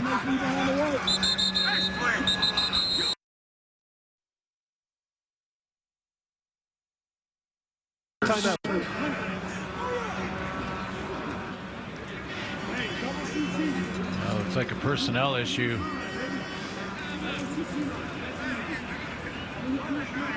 Third and 4, the Elks left the offense out there.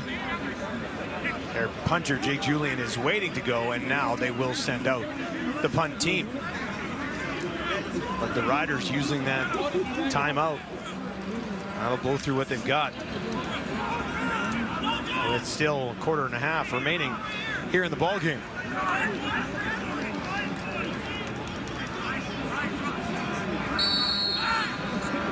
Alford.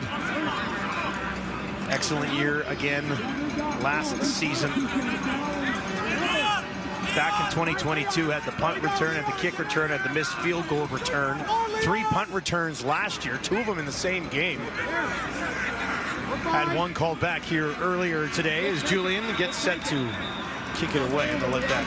Time count violation. Yeah. Edmonton number 9. So the 5-yard penalty. It's still going to be third down. So through all of that, they leave their offense out, Edmonton.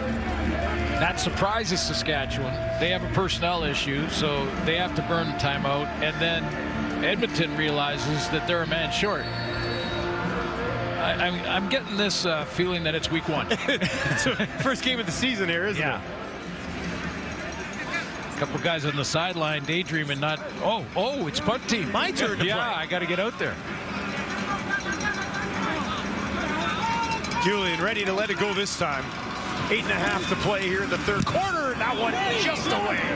Almost blocks. Alford slides to his left.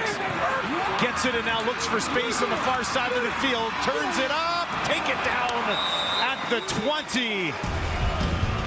Roderick makes the play on special teams for Edmonton. Well, as Edmonton's defense gets set to take the field again, why not a look at one of the best ever, Glenn? Oh, the best there ever was, and just maybe the best of all time. I mean, just the guy that didn't hit you. He was a striker. Watch this. I mean, come on. Turn him around and headed him back the other way. Dan Kepley.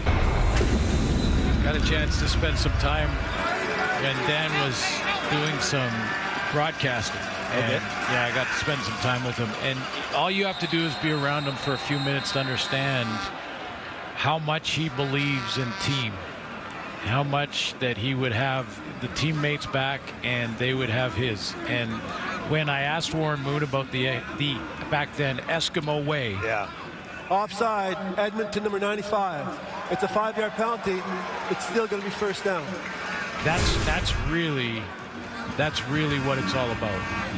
That all these guys from different places in the country or in other countries all come together in a locker room. And if you can find that where you believe in each other and you have each other's back, magic happens. Harris on the far side. It's funny you bring that up because just to swing it on the Riders side here for a second. When we were chatting with their new head coach earlier in the week, I said, what do you think the strength is of your team? And he says, you know what I'm probably happiest with right now is how we've come together as a team. And for him to say that early in this season, I think Riders fans have to be pretty excited. Absolutely. A good start. You know, that's maybe what's been missing the last few years. And it's not blaming anybody for it. It's just a matter of believing each other, have each other's back, go out there and battle. 2nd and 4 for Harris. And that one laid out for and hauled in Emelis with a flag laying just outside of the Riders' 40. Third catch of the game for Emelis, who had 70 of them last year. How about some of those? And some of them were dramatic fashion. I mean, human highlight reel. Absolutely. We have a spear, Edmonton, number 42. It's a 15-yard penalty from the end of the play. Automatic first down. Led with the crown of his helmet.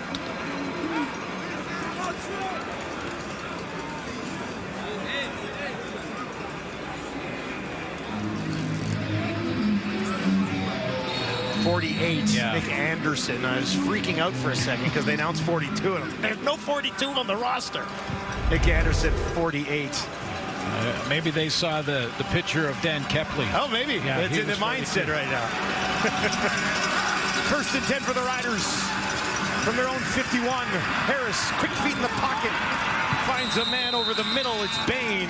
And a decent chunk on first down. It'll be second and a long 2. Well, this is what you wanted to see, is to get Sean Bain a little bit more involved up there in that short side wideout. Just sits down. He doesn't see the next closest coverage is inside of the linebackers, so just sit down, gear it down there, and your quarterback will find you. Need a couple more for a first down, does Harris. 6:20 on the clock in the third quarter.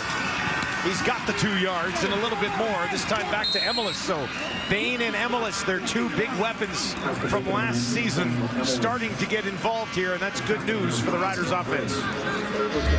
It is. You know, I don't think he abandoned the running game just yet, but right now Ouellette's job is to protect for Trevor Harris, make sure that he keeps that defensive front 4 off of him.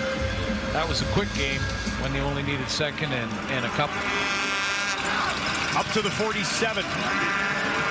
Harris closing in on 200 passing yards. This time they'll hand it off when Ouellette busts through the line. And almost 5 yards on the play. With a little bit of a limp.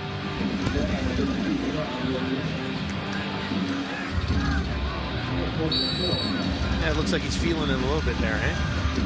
Shake it off.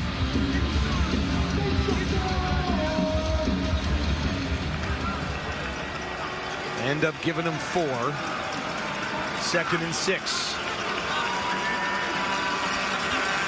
Riders won here in Edmonton last year, 17-13 in the opener. And that one was almost picked by Cordell Jackson, who I mentioned earlier had 8 interceptions in the indoor league last year. Tried to get one here. I used to love these calls. This is for a free safety. This is called like a robber. So you're usually going to play back in the deep middle or one of the deep coverages. And one of the rules for the safety is often be as deep as the deepest receiver and help your fellow defensive backs. But every now and then you get a call on a robber where you can jump an intermediate route like that. Almost had himself a pick. This punt is hammered all the way down and through the end zone. Makes it a 3-point ball game. Cordell Jackson, first CFL start. Almost had an interception. Some seconds. And they ended up tying in qualifying, so it should be a great race tomorrow on TSN. Todd Bethel-Thompson quickly connects, and a few extra yards after the catch for Curly Gittins Jr. Now, both these quarterbacks are working this short game and getting the ball out quickly. Takes away the rush, little play action fake to Brown there, and then set up a second and shorter medium. The progression or the next step here is the double moves, but you need time to throw that. Dakota Prukop called into action the first time. Signed recently by Edmonton. Perfect for this role. This is what he does, right? Prukop, 2nd and 1. Trying to flare him out to the left. And that will work as he picks up the first down and a little bit more for good measure. Yeah, that's great short yardage player, and of course the backup quarterback here in Edmonton is Trey Ford, who last year really put on a show. Was 4-6 as a starter, but after an 0-9 start for Edmonton with Taylor Cornelius, Trey Ford really, I've said it on radio a couple times, probably saved some jobs in the organization. That's a fair statement. Well, Thompson down the field, big connection, just inside the 30, down to the 10, trying to push ahead with Gino Lewis. Milligan is there to stop him, but the Elks are in business. I knew he wouldn't be quiet for long. One of the best receivers in the Canadian Football League. You can make the argument he's the best, and you see how he stems that route. He comes across like he's going to run right across the middle, almost like a dig route, and then he stems it straight through the seam, and the timing right on the money from McLeod Bethel-Thompson, who gives him the thumbs up on that catch. 52 yards to Gino Lewis from McLeod Bethel-Thompson. And now Edmonton inside the 5. Shotgun for MBT. Brown stands in behind him. They'll give it to Brown right up the middle, trying to lunge in. And he stops just short of Markham at the 1. And they are bringing in short yardage now.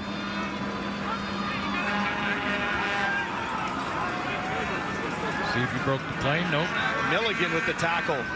He's made an immediate impact, healthy here to start the season defensively for the Riders. Even though Kevin Brown got inches away from the goal line, they put it back on the 1-yard line.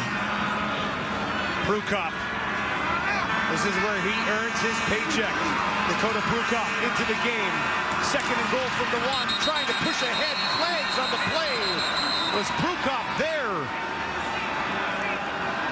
90% of the time, this flag is against the defense, although there are a few Saskatchewan We got Roughriders. procedure against Edmonton. Oh, there you go. Oh, boy. The left guard left early. The 10%. It's a 5-yard penalty.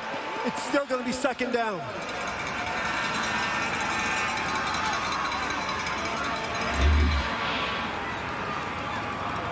See down the line, you'll see early movement from this side of the line. See the hand comes up just before the snap of the ball. Once you put, it's called the 3-point stance because you're 2 feet and your hand in the grass. And sometimes it's 4. And when you go 4-point, neither of those hands can move before the snap of the ball, and you see the early movement. All right, so second and goal from the 6. On the run, out to the right, McLeod Bethel-Thompson guns one in there, touchdown! It's Hergy Mayala again! Give him a pair!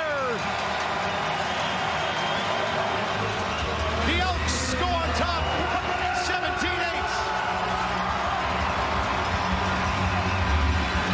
Well, a great throw in the drive to Eugene Lewis, gets him down on the goal line, and on the run, MBT hits Mayala. He knows exactly where he is, so on the catch, he's crossed the plane. Mayala, 3 catches in the game, 2 of them for touchdowns. And now looking to go up by 10. Boris Beatty. Low snap, settles down nicely by Julian. And smooth through the uprights. Edmonton on top. 18-8, McLeod Bethel-Thompson, second strike of the afternoon to the newcomer, Hergy Mayala.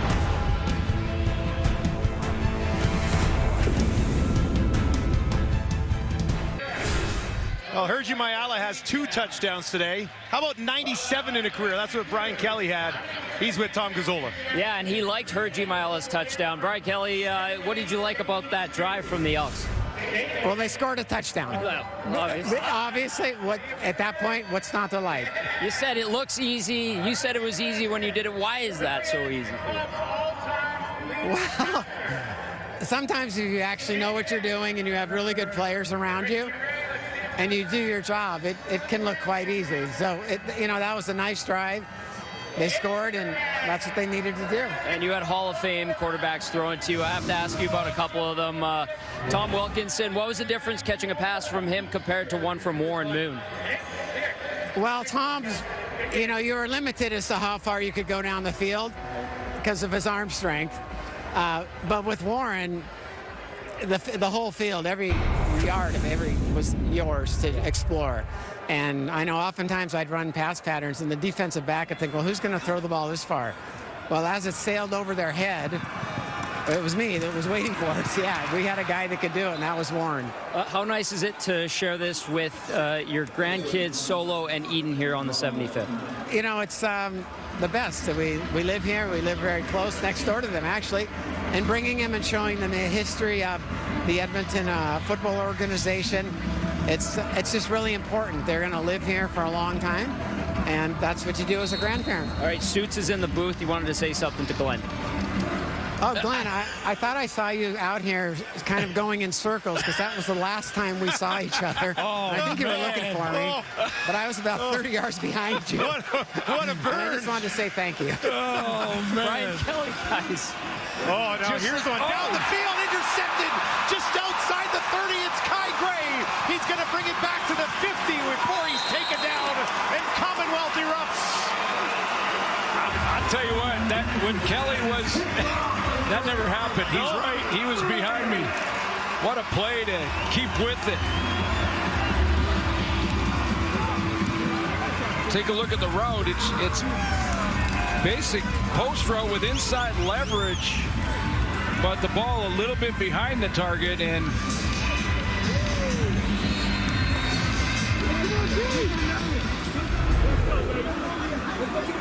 Kai Gray, 2 interceptions last year. Bratton and Kai Gray, who were those rookies in the secondary last year, now in their second season, both of them with a pick here this afternoon. Come on. Far side, turning around and hauling it in is Mayala. so we're playing against Edmonton. Brian Kelly's the wide receiver. We had a corner go down, so I moved from safety to play corner. And I'm lined up against Brian Kelly, and it's cold. It's late in the year. He has his hands in his belly warmer, and he's standing on the line of scrimmage. And on the snap of the ball, he kind of looks like it's a running play. And as soon as I stop and look, he takes off. He was behind me by 6 yards for 70. Got to the end zone. He had a touchdown. Johnny, our stats guy, laid it out for me. He had a touchdown every 5.9 catches, which is just an insane rate. Gino Lewis, not bad himself, hauls this one in for a first down. As the third quarter comes to a close, Edmonton is on top, 18-8. But they are looking for more with the fourth quarter looming, trying to flip the script on the opener between these two teams last year, which was won by the Riders. Of course, Corey Mace, Saskatchewan, will look to do the same in the fourth.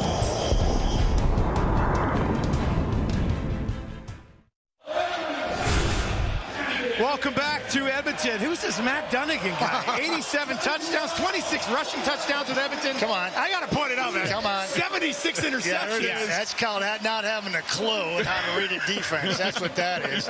I was trying to figure. Look at my face mask, for Christ's sake. Look at that. I got elbow pads. I got Earl Campbell thigh pads going on. I had a neck roll at one point because I couldn't read a defense, and that's why I put this guy, on the map. He was an all-star for all those years because I kept feeding him the rock. And I was colorblind too. Yeah, it was a tough go early on trying to fill Warren Moon's shoes. So yeah. How about this last couple of days, though, being part of this? Yeah, it's been crazy. It's been surreal, bittersweet too, because I was here on Monday for the memorial service and this celebration of life for Eric Upton, a close friend and ex-teammate of mine, and condolences again to Nancy, Katie, and Stevie, and the entire Upton family. But I was here for that on Monday, and then from there on, we gradually got our legs up underneath us as a team and as the players, and started enjoying each other's company as much as possible. And it's been really unreal. 75th coming together, all these greats.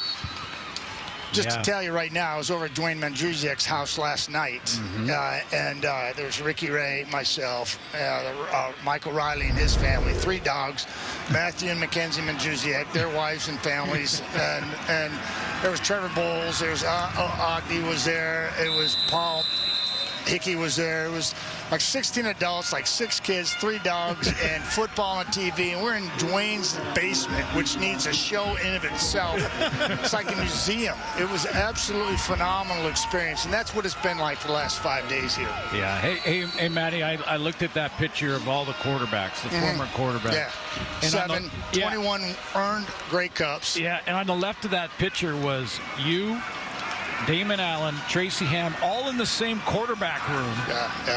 Thanks to Ray Newman and Frank Morris back in the day, finding us and bringing us here and introducing us to this great game. And yeah, but those 6 right there, I think we had 21 Grey Cups between us, and that was our championships. And then you throw Wilkie in the mix, and that jumps up to 26. It's just insane. And to get together with those guys was phenomenal, just absolutely phenomenal.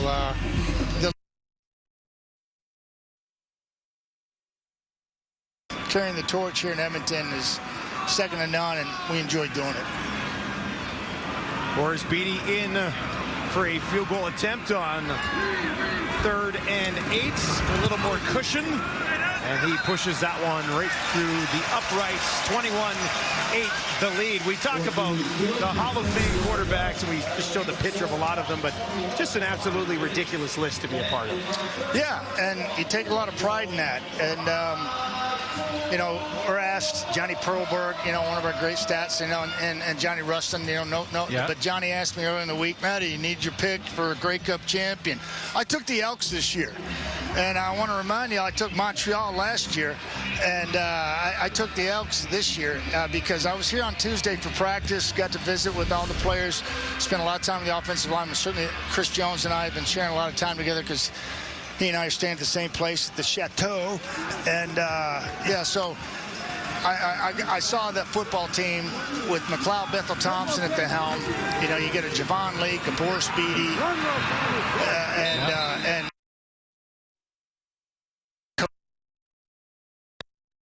in this football team. So I'm going to put you to work now because after all those years playing against you, and not just in an Edmonton jersey, by the way, but other jerseys. Yeah. But I wasn't as fortunate as you were, Glenn, to stay in one team. we finally get a chance to be teammates here at TSN. So I'm going to put you to work. Okay. What do you think about what you're seeing with both of these quarterbacks, but right now Trevor Harris? Well, I was excited, and optimism should reign supreme, at the beginning of the football season. And both these teams come in with just tremendous hope and willingness to get back on track. And both these organizations were not on track last year, obviously. Harris is healthy.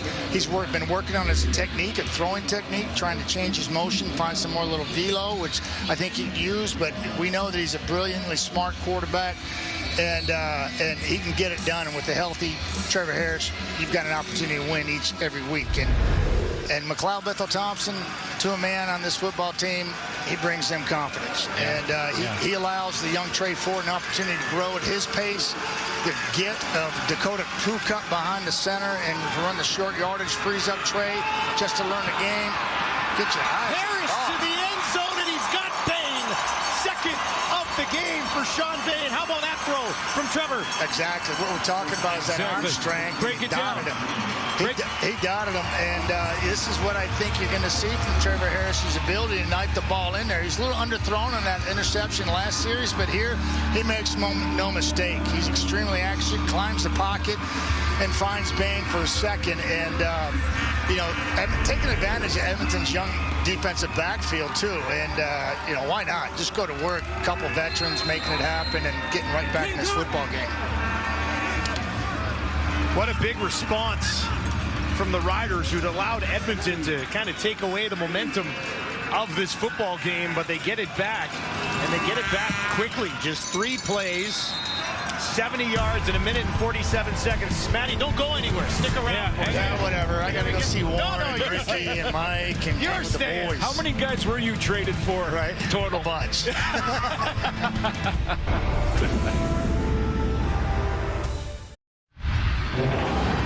Well, we're going to let the quarterback break it down, but take a look at the routes here. One on that side and then crossing over with Bain. Yeah, Mark Mueller getting after it with the design of the play, and then Trevor Harris executing and showing you what hard work does for you, pays off.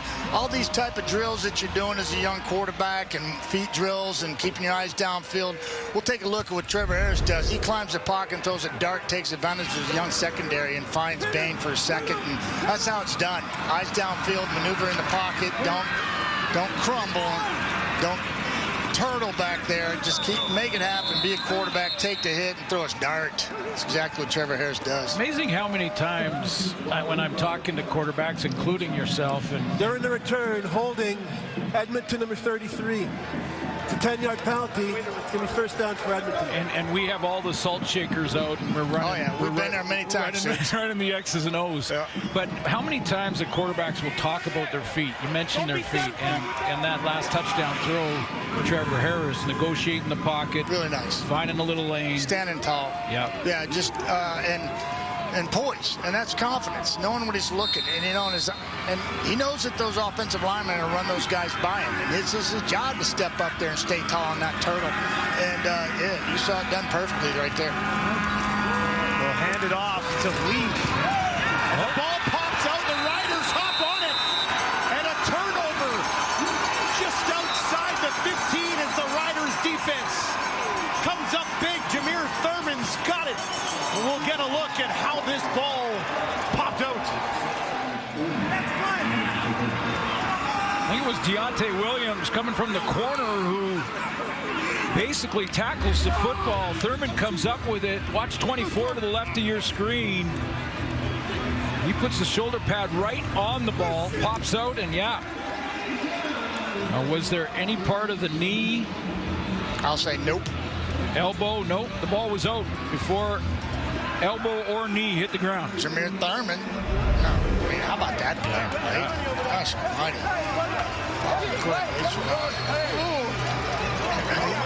Why not? So many good things about these organizations starting this football season. The Riders, after striking, get the ball back, trailing by 6.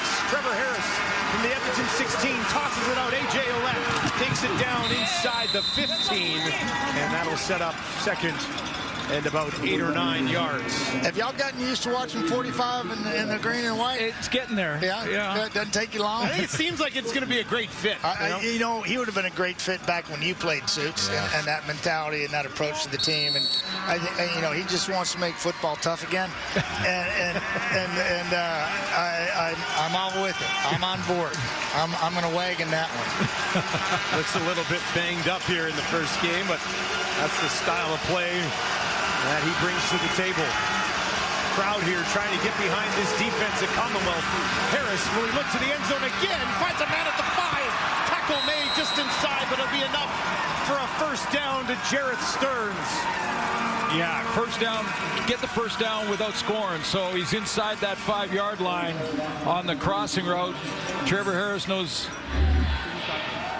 he can get the new set of downs. Again, throwing around the rush. Stearns a little bit slow to get up. Roderick Bynum with the tackle.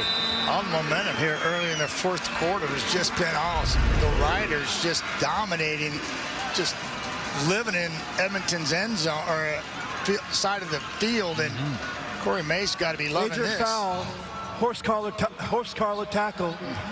Edmonton number 16 will go up half the distance. It's going to be first down for Saskatchewan.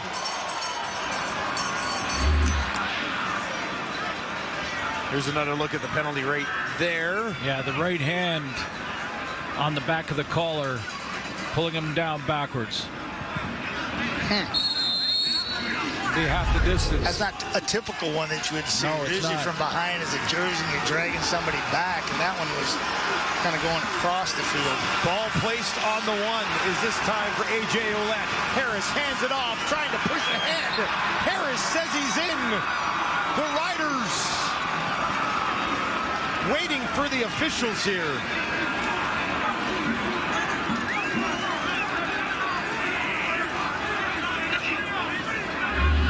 A delayed call here. Seriously, it's like, if they wait that long, he ain't gonna get it.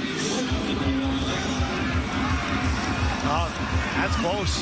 Very tough to see. You have to see the ball. The ruling on the field, the touchdown. Oh, nice. Oh, it is. They have called it a touchdown. And an excellent can see it from job there, to not have his knees go down and just get enough of that ball across the goal line. And A.J. Ouellette has tied this game at 21. And, of course, goes right over to the big guys. Nice job. He knows where his bread's buttered. Is that the first for him as a rider? Yes, it is. Yep. You gotta love that. Feels good, and I think you see it right there, how good it feels.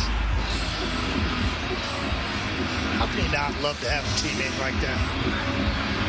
Well, I'm happy to have a teammate like you because you played like that. Yeah, I get you.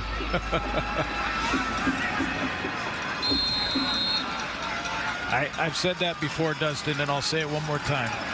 I once held Matt Dunnigan to a 1-yard gain. We were on our own goal line, and he scored. And then we fought. Lother for the lead. I didn't like it. Just be straight up about it. Matty, thanks for coming by, buddy. Good seeing you. Thank you, man. Great job on the banquet the other night. Suits, love you, man. Heck of a week for you, man. 3 in a row. Good for you. Don't go anywhere. 22-21. We got a thriller in Edmonton.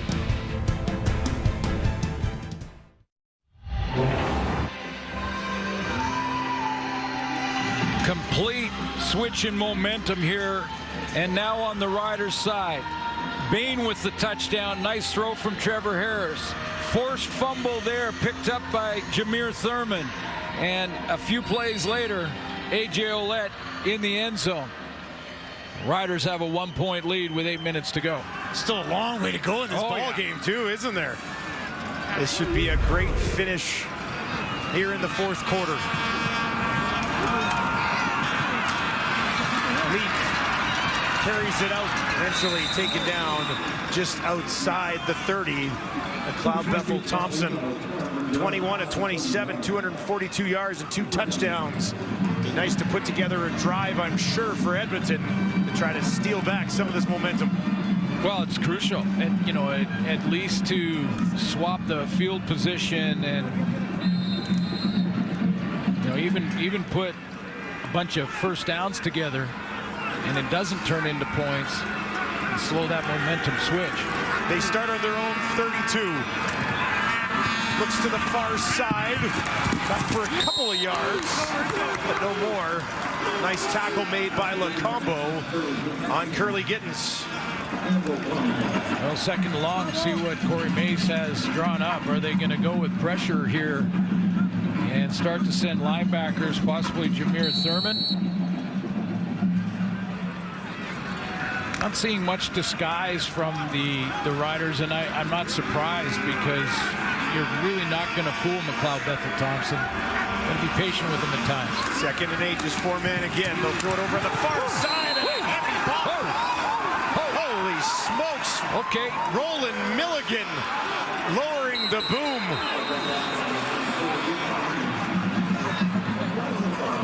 A flag on the field, though, and the Elks are saying it's against the Riders.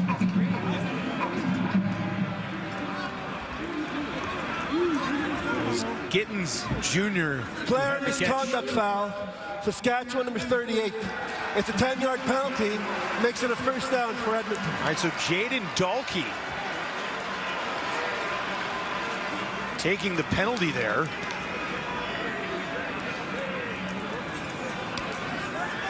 Let's take another look. Well, we'll take a look at the play. Roland Milligan, we'll try and find the penalty for you. There's a hitch screen to the outside. And a really nice tackle by Roland Milligan, who gets up and just squares up Gittins Jr., but try and find Dahlke and see what happened with him.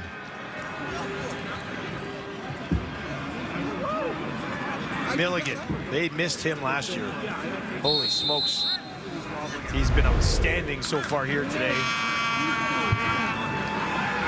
Penalty leaves that Edmonton offense off the field. Moves them up to the 44. 1st and 10. Less than 7 minutes of play. Empty backfield. Try to set up a screen on the far side again. Spin move will take it over the 50 as they go to Dylan Mitchell.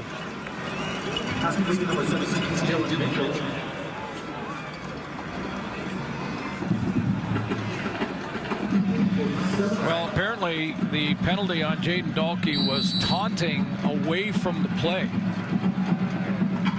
So it must have been an official standing right beside 38. He was taunting one of the Edmonton Elks. 2nd and 3. Bethel-Thompson, far side, and that is complete. First catch of the game for Dominique Smith. A lot of quick game here. Want to keep the Rider D-line off.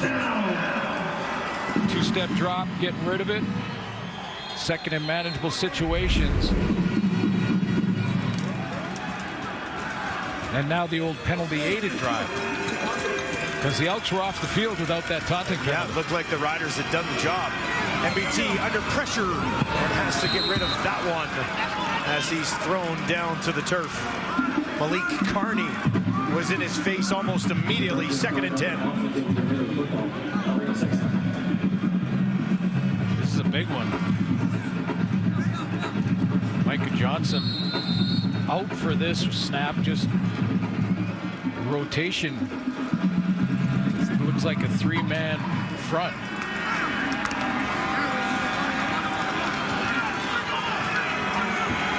From the Rider 47. 3 on the line for Saskatchewan. That's all they'll bring. MBT's going to take off, and he's wrapped up and taken down. Well, he's trying to get to field goal range. And right now it would be a 47-yarder. With the type of defense that he was facing with 3 down linemen and the rest linebackers and DBs, chances of McLeod Bethel-Thompson getting a first down here are low, but he knew he needed about 5 yards to get into makeable field goal range. Jameer Thurman was there to stop him. Beatty called into duty. This will be a 48-yarder. Last season, the best of his career. Looking to give his new club the lead once again. 48 yards, pretty much straight down the middle for Boris Beatty. Gets it away, but pushes it wide right. Was that blocked? That was wild. It didn't even make it to the end zone. Now Mari Alford's going to bring it out the other way. Alford will get to the 15. Now the 20, and he finds a little bit of room on the sideline. Alford all the way out to the 45. What a swing here late in the 4th. That kick must have come off the side of his foot. It drops at the edge of the end zone. Riders on top, 22-21. 4 minutes, 20 seconds remaining here in Edmonton. Clock ticking. Boris Beatty. Yeah, he has plenty of leg. I mean, he's a long-range field goal kicker. I think he overswung there. A.J. Ouellette will be stopped in the backfield. You know when you're on the first tee and you want to just rip it out there and you got your driver and you just want to just crank it and it goes right in the lake? That's really what happens here. I mean, right away he knew, yeah. He knew immediately that he overswung. He just kind of tried to rip that. He's got plenty of leg. By the way, it's not just the first tee for me. Okay. When you said first tee, I was like, what are you talking about first tee? I do that on the 16th thing. Thanks, though. 2nd and 12. Big first down here for the Riders if they can get it. Harris. Some pressure coming, gets it away. Down the field. Almost bobbled. And then it falls incomplete. Oh, that might have been enough for the Riders. Stearns couldn't haul it in, and he's been great today. You can't throw it any better. Trevor Harris puts it right where he has to, and you know Cordell Jackson from the safety spot's trying to come over and just help, and if he catches it clean, that's a big first down and in field goal range, but bobbles it. Cordell Jackson sticks with it and doesn't allow Stearns to get a second chance at that football. Borzak, far side. That one will bounce at the 22 and out of bounds. No return opportunity for Malik Flowers. And with just over 3 minutes left, how's this for the stage being set for you in your Edmonton debut for McLeod Bethel-Thompson? I think it was interesting what our quarterback, our Hall of Fame quarterback, mentioned about McLeod Bethel-Thompson and how he's, immediately because of his resume, because of his experience, steps in the locker room and gives the Edmonton Elks a reason to believe. So we'll see if he can execute it. 3 minutes to go. They start this drive on their 17. Fake the handoff. Quick pass from NBT, and he's got a completion. As we move inside 3 minutes, he gets it to Curly Gittens Jr. Do not go anywhere. Excellent finish. Locked and loaded for us here at Commonwealth.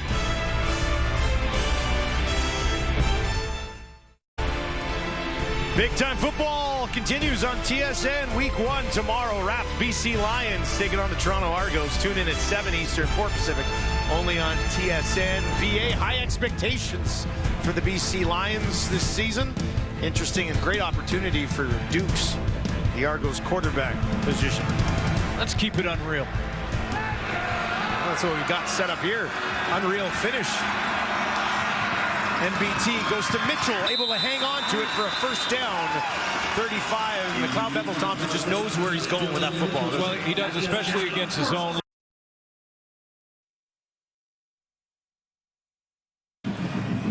Take his chances at a Dylan Mitchell. Can't get in behind coverage because, I think if Corey Mason, the Rider defense, keeps dropping into those zones, McLeod Bethel-Thompson will pick him apart.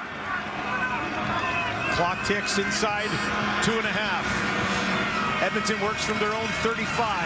Right over the middle. Curly Gittens Jr. at midfield. Hauls it in.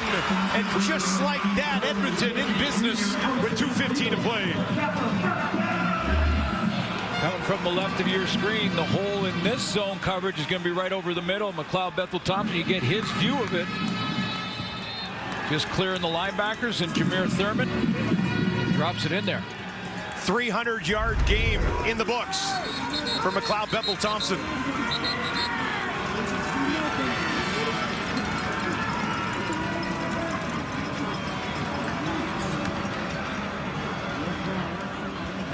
Timer, please reset the clock to 2:18, and we're going to reset the 20-second clock. 2:18, reset the 20-second clock, please. Ben Major calling all his shots today. Said there's been a lot of penalties, but I think it's been a well-officiated game. It just question. Guys have taken penalties today. No, yeah, absolutely.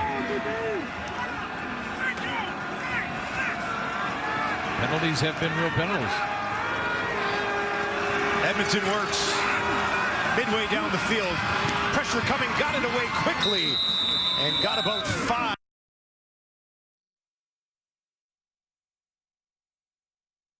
Decides, yeah, it's time. We got to start sending pressure.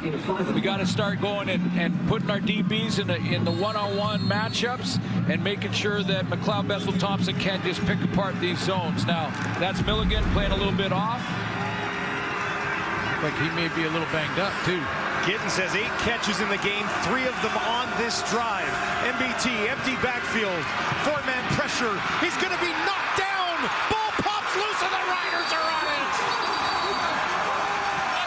Brian Cox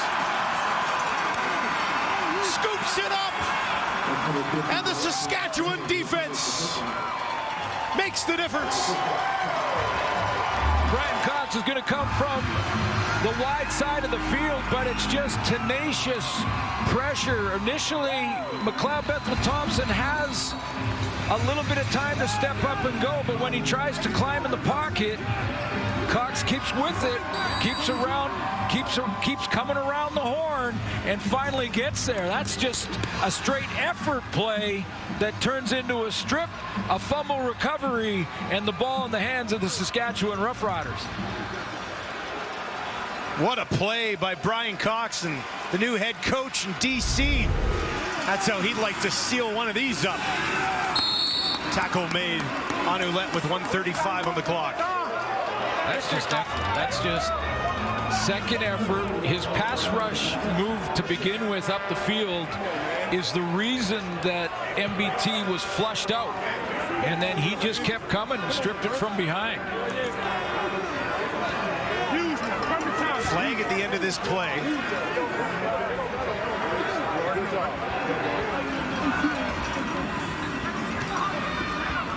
We have a player misconduct foul, Edmonton number 90. It's a 15-yard penalty applied from the end of the play, makes it an automatic first down for Saskatchewan. Kimdichie losing his cool a little bit. Moves the ball down to the 35. Yeah, both these coaches are going to have to work on this going into week 2. Because that kind of stuff will get you beat.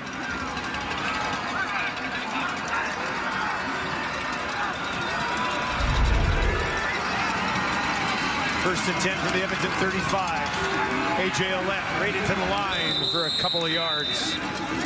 And both these teams have done it. I mean, that Kimdichie, he's over there watching now because of it, but Dalkey had a taunting penalty. Jaden Dalkey after the fact with a taunting penalty that may not cost the Roughriders with the position they're in now. A 1-point lead and field goal range, make it a 4-point game would be, even if there's any time left.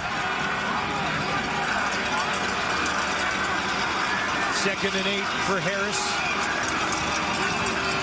He's going to throw it. He's going to look down the field. Oh my goodness, what a finish! He goes to Sean Bain for the hat trick. 3 touchdowns the day before his birthday. What a start to the season for Sean Bain, and what a way for the Riders to go up by 7. Sometimes it's a route, sometimes it's a great throw, and occasionally it's a busted coverage. And I would say it's column 3 on this play, because Sean Bain wide open for his 3rd TD of the afternoon.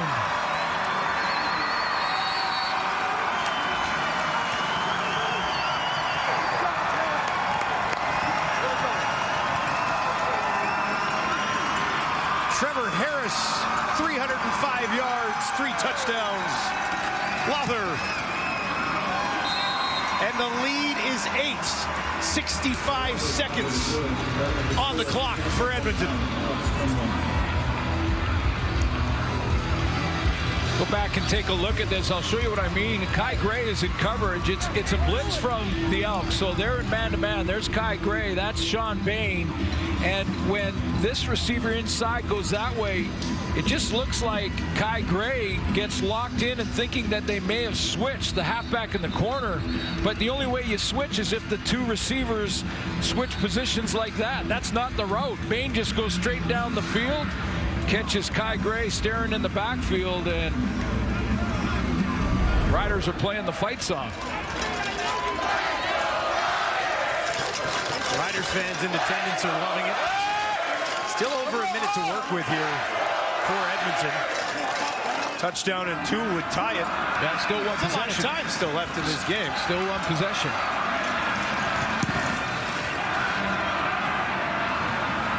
This is taken at the 5 by Leak. And he's taken down just shy of the 30. We said he's got 3. Let's take a look at him. Well, he's right in that sweet spot in his CFL career, year 4, couple of teams, this 2nd year with the Riders, and he starts the 24 campaign with not 1, not 2. How about the hat trick with our Canadian hockey team getting ready to play later tonight? Emelis had a 3-touchdown game last year, and now Bain has got one this year. Come underneath. And Mitchell with the catch. 53 seconds on the clock. Edmonton has to move quickly. Need about a 20-30 yarder, though. Somewhere along the way, right? In this next group of plays, maybe 6-7 plays. And they got a few guys who can do that. Gino Lewis, among others. We'll come back to Gittins. She's taken down at the 40. His 9th catch of the ball game. Nice debut for him. Gets the first down. Riders, of course, will play off. Sort of an umbrella look so that guys like Eugene Lewis can't just get in behind him easily. Thompson throws that one away midfield. Taken away, C.J. and they will say interception, and the defense comes up again big for the Riders. Well, they've worked together before, and I believe it was Curly Gittins, but this time they're just not on the same page. McLeod Bethel-Thompson thinks, and that ball may have been tipped. Yeah, it may have been tipped at the line of scrimmage, but it looked like he wanted Curly Gittins to sit down in that zone. And that quick game they've been running most of this second half, and he just kind of kept running through it. But the ball, I think the ball got tipped. Anthony Lanier did get his hands on it. Yeah, because that would have come in a little bit quicker to Gittins if not for the deflection. Riders take back over. A.J. Ouellette pushes it ahead down to the 50 as fans here in Edmonton head towards the gate.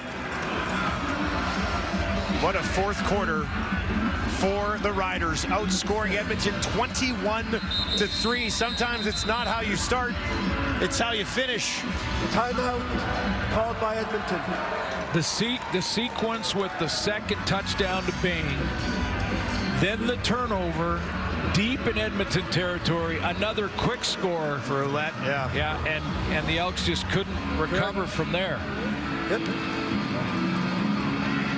McLeod Bethel-Thompson, 318 yards, 31 of 39. You guys ready? 2 touchdowns. Here we go. And an interception. Harris, a couple of interceptions as well. They've been treated to a heck of a football game here. Yeah, and great to see all the Edmonton alumni have Warren Moon and Brian Kelly. 2nd and 3, back to Ouellette. Broke a tackle, lunges ahead. Ball pops out. Oh my goodness, Bratton's got it. What's happening? Wait a minute. 21 seconds on the clock. Did that just occur? And I think the ball is out. Wow. A.J. Ouellette tried a spin move to just beat this tackle. You'll see him take it on the outside here, and then the spin move hand down, so he's not down by contact, and he just drops the handle. He just loses the handle, drops the ball. How about that? Edmonton gets the ball back, 21 seconds on the clock on their own 51. MBT quickly midfield, trying to get to the outside, not going to happen. 16 seconds remaining in the game. That was Mayala on the play. What do you got, Suits? Two plays here? You got to take a shot here. 2nd and 6 in midfield. Edmonton trying to pull off a miracle. They'll go to the far side. First down to the 41. Complete to Malik Flowers. 6 seconds left. Edmonton, 1 shot at the end zone. That play, intermediate route, gives McLeod Bethel-Thompson a chance to throw it to, inside the 10, inside the 5. Eugene Lewis down at the bottom. Clock ticks, inside 6. MBT backpedals, steps up into the pocket, throws it down towards the end zone! Incomplete! Looking for Flowers, but the Riders are there to seal away the victory, and what a victory it was!